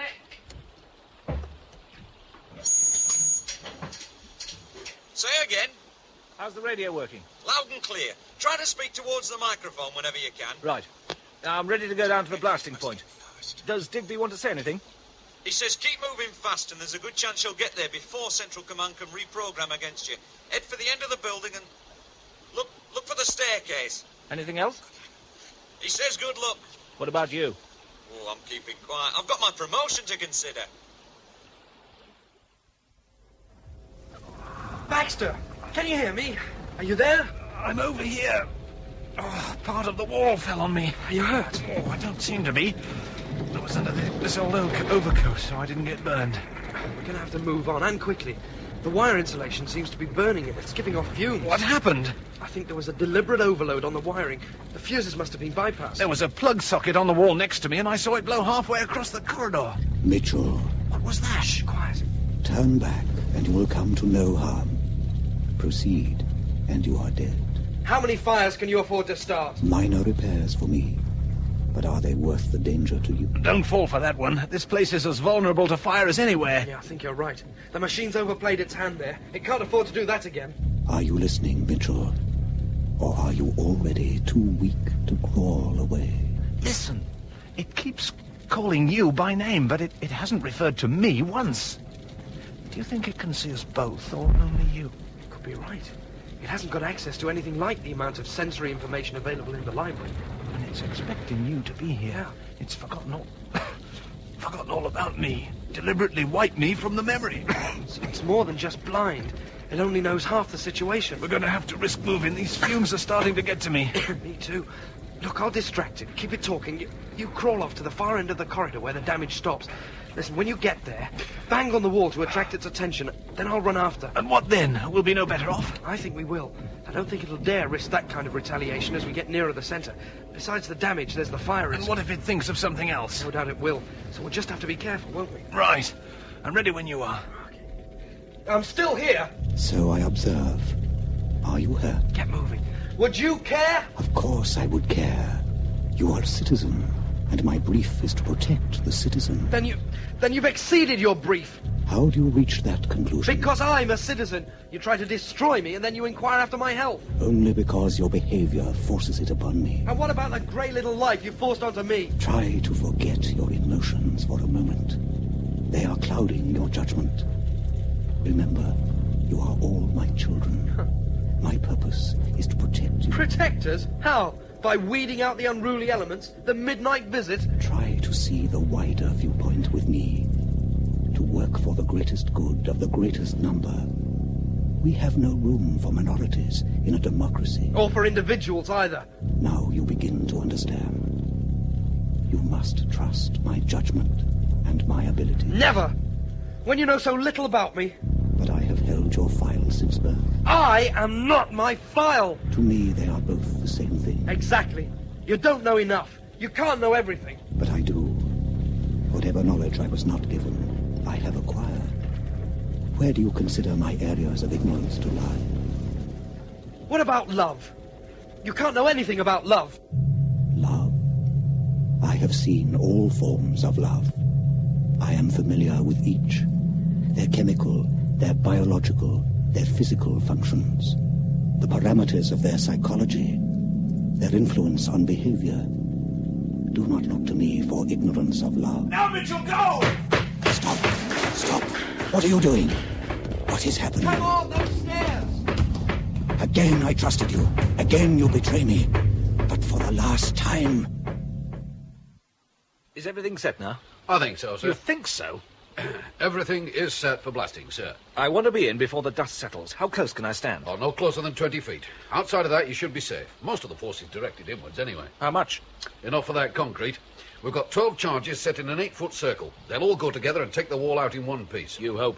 Oh, it'll go all right. We did hundreds of these at cadet school. That sounds like a lot of walls. Well, it was only on paper, actually, but the principle's just the same. Oh, God help us. You still getting me, Neil? Loud and clear. Remember to keep talking. I will. I'm in position now. Now stand by for the signal to blast. Standing by. He's about 50 feet away. There's confidence for you. And now. What's the matter? Seems to be a slight fault in the... I told him to be all right. Didn't I tell him? I'm in a corridor turning right. It's curving as it goes along. Follow it as far as it can go. Keep looking for the staircase. Plenty of doorways, but they're all blocked off. Must be years since anybody used these offices. Now, wait a minute. Have you stopped? I've just turned a corner. No light. Use your flashlight. I am doing. Looks like I'm in the old foyer. What do you see? After the corner, there were 5 open steps and then this big area. The floor looks like black marble. There are fancy pillars up to the ceiling. Yeah, it's got to be the old foyer. I can see what looks like an old reception desk at the far end. And next to that, there's an archway on one side and a set of doors on the other. Might be a lift. Wait a minute. What? Mr. Digby says the lift's probably under direct computer control. Try to find the stairs if you can. Yeah, all right. I think he's wrong. The machine doesn't seem to use this area at all, judging from the dust. There's a chance it hasn't been altered. I'm going to see what's through the archway. Have you found anything? A staircase for what it's worth. There's a tunnel of some kind being driven right across on the next level, and it blocks the stairwell. There's no way I can get past. I'm going back to take another look at that lift. Mr. Digby says perhaps you should try to find another staircase. I'll check the possibilities here first. If there's been any interference, it should be obvious. I'm pressing the call button now. No problem here, anyway. And there's been no work done on inside, either. If there's still power getting to the motor, it may be able to take me all the way up. Be careful. If the motor gives out, there are plenty of mechanical fail-safes on these things. If it comes to the worst, there's a panel in the ceiling I can unscrew. Get out that way. Before you press the button, one question. What? If you don't come back, can I have that pen set off your desk? Now I really know what it means to have a loyal staff. Stress really brings out the best in you, doesn't it? Oh, I thought I was bearing up pretty well. And that's not very hard, sitting out in a van. I'm pressing the button now. Nothing's happening. There go the doors. And it's moving. How fast? Doesn't feel very fast. I can't tell for sure. There was some kind of indicator board over the doors, but it's not lit. Mr. Digby suggests that the lubricating oils in the motor may have dried out. It might seize up. I never thought of that one. But if it does, there's always a panel in the roof. How's reception from in here? Good. Bit of interference from somewhere, though. Wait a minute. That's not interference. That's a noise out in the shaft. Sounds like interference from this end. And then perhaps it's both. They've stopped. The doors aren't opening. That's the alarm. It means I'm stuck between floors. None of these buttons have any effect. Can you force the doors? No, they're locked solid. I'll just have to unscrew the panel and climb out into the shaft. We're still getting the interference at this end. And I'm still getting the noise in here, but it's louder. I might be able to see what it is when I get this loose. Ouch! There are sparks pouring down the shaft from somewhere. It's so bright I can hardly see. We're monitoring another big power drain into Central Command. There may be a connection. All of a sudden, I don't think I trust these fail-safes. That does it. I'm getting out. The lift just dropped about 2 feet. Digby says the computer must have spotted you. It must be pouring power into the motor to melt the cable and drop the lift. Oh, tell him he's right. I'm on top of the car and I can see it from here. There's a girder structure on the inside of the shaft. It's like a ladder. I'm going to climb onto that. Hurry up. It sounds like it's going to give way any minute. It's going now.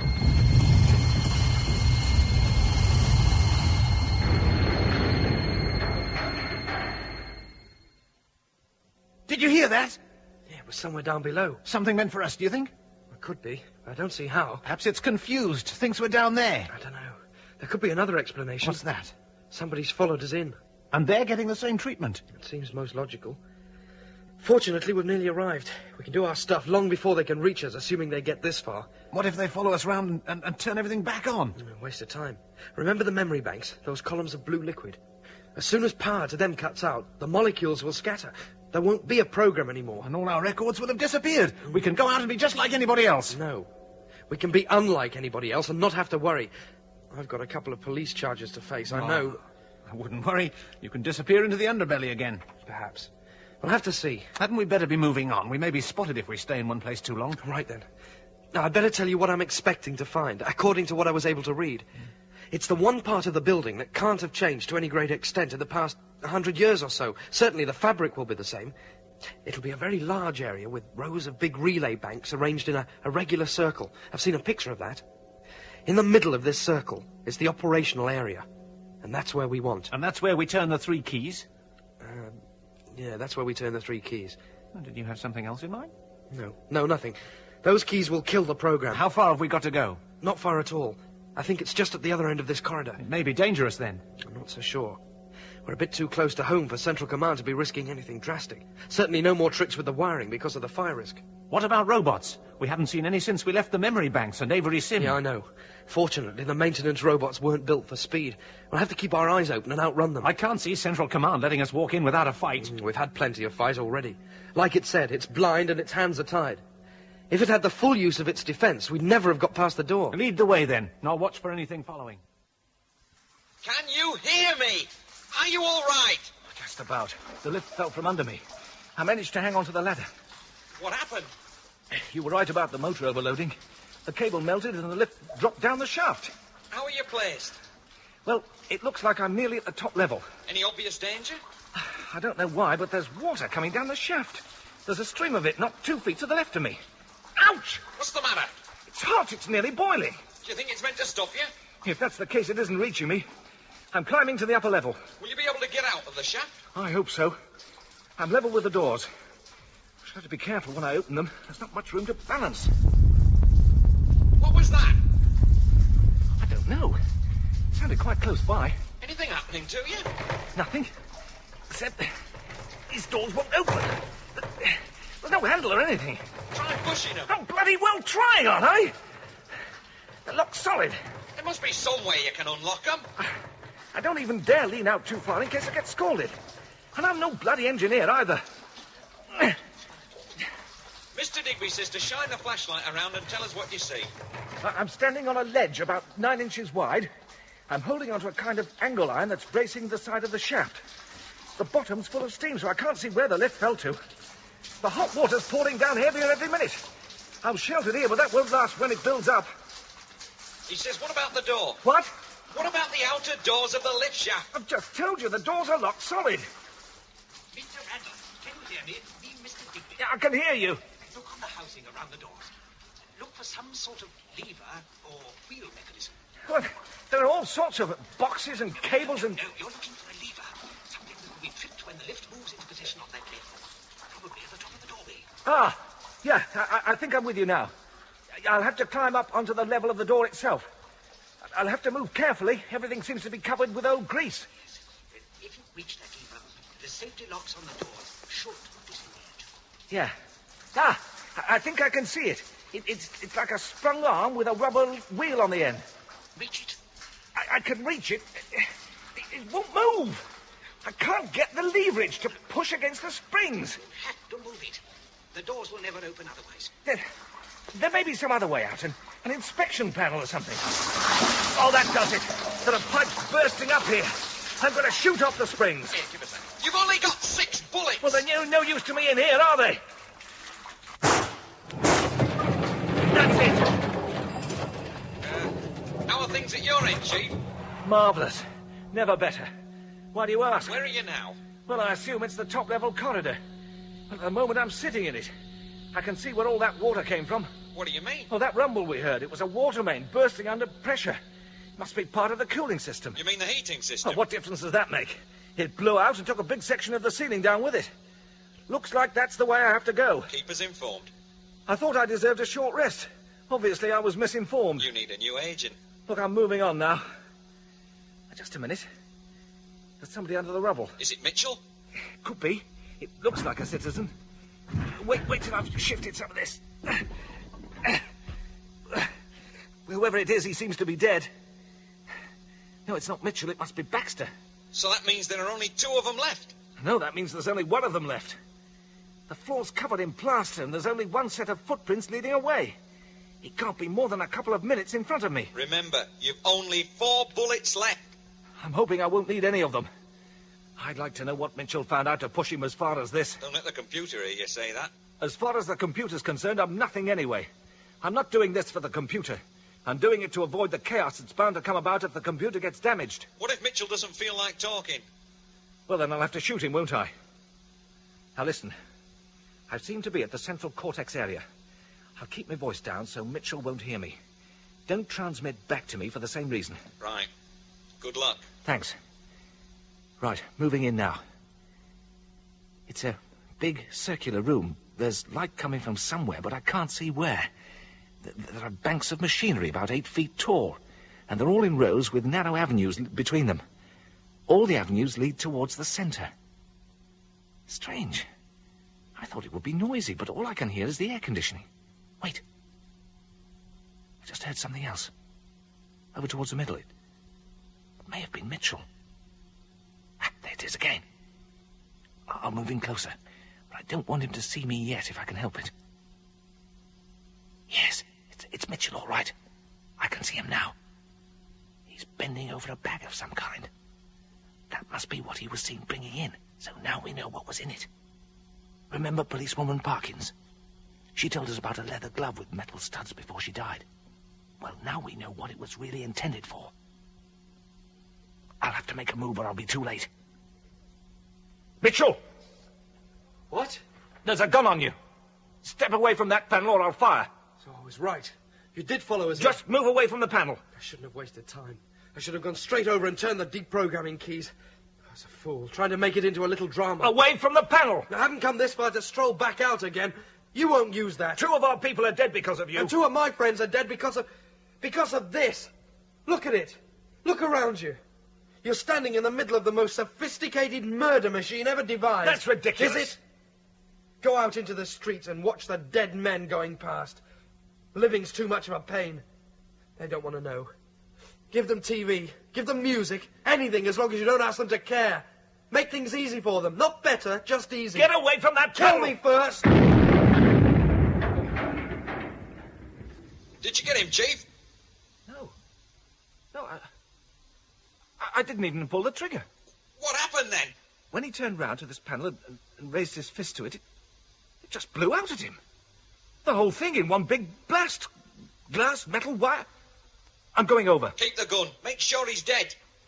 I'm unplugging my microphone for a minute. Stand by. Mitchell, can you hear me? I picked the wrong panel, didn't I? You're losing blood everywhere, man. There's nothing I can do for you. There's one thing. You could turn 3 keys. I can't do that. Why not? In your job, you must have seen it all. You must know what's going on. What set you off? Was it the genetic engineering? You knew about that? And you still tried to stop me? Of course I knew about it. Anybody with half a mind could work it out from the evidence. And as things stand, in a country of 85 million people, Central Command is the only thing that holds it all together. It may be lousy, but it's the only system we've got. You kick the pins out and we're back in the Stone Age. Well, that's where you're wrong. There's Operation Failsafe. Operation Failsafe? What's that? A small item of information, courtesy of the archives. It's the reason why Central Command was so enthusiastic about having me dead. But what does it do? It's part of the basic program that the computer can't rewrite. When they first put this place together, they had obvious reservations about handing over too much power to a machine. But Central Command was an all-or-nothing project. Do it in half measures. You might as well not bother. So they protected themselves. They thought, with Operation Failsafe. When those 3 keys are turned, the governing program cuts out, nothing else. What, you mean? All the other services carry on, but they're no longer being coordinated into a governmental program. There'll be confusion, but not chaos. A breathing space whilst people come to understand the need for setting up new decision-making processes. And where will these people come from? The citizens? No. The underbelly. I can't believe it. It's too ridiculous. Listen. Why do you think the machine went to such lengths to protect this area? To remove all traces of its origins? It's not just a machine. It thinks it's a life form. It's prepared to preserve itself at our expense. We're nothing to it, any more than points on a graph. Those are the exact terms in which it thinks of us. Look, you know I'm right. Turn the keys before it thinks of another way to get us.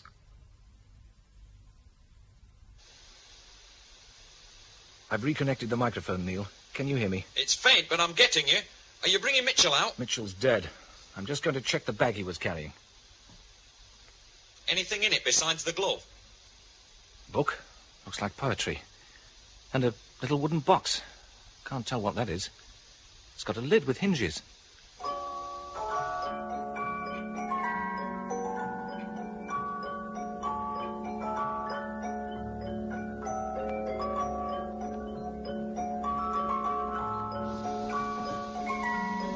Stand down, Neil. I'm disconnecting again.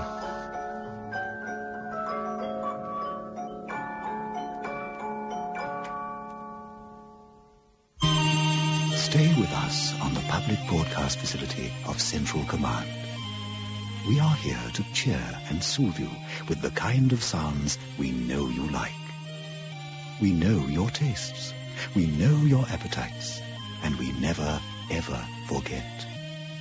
So lose your worries and suppress your cares as you settle back in your own armchairs and let the very best in music fill your mind. This is the public broadcast facility of Central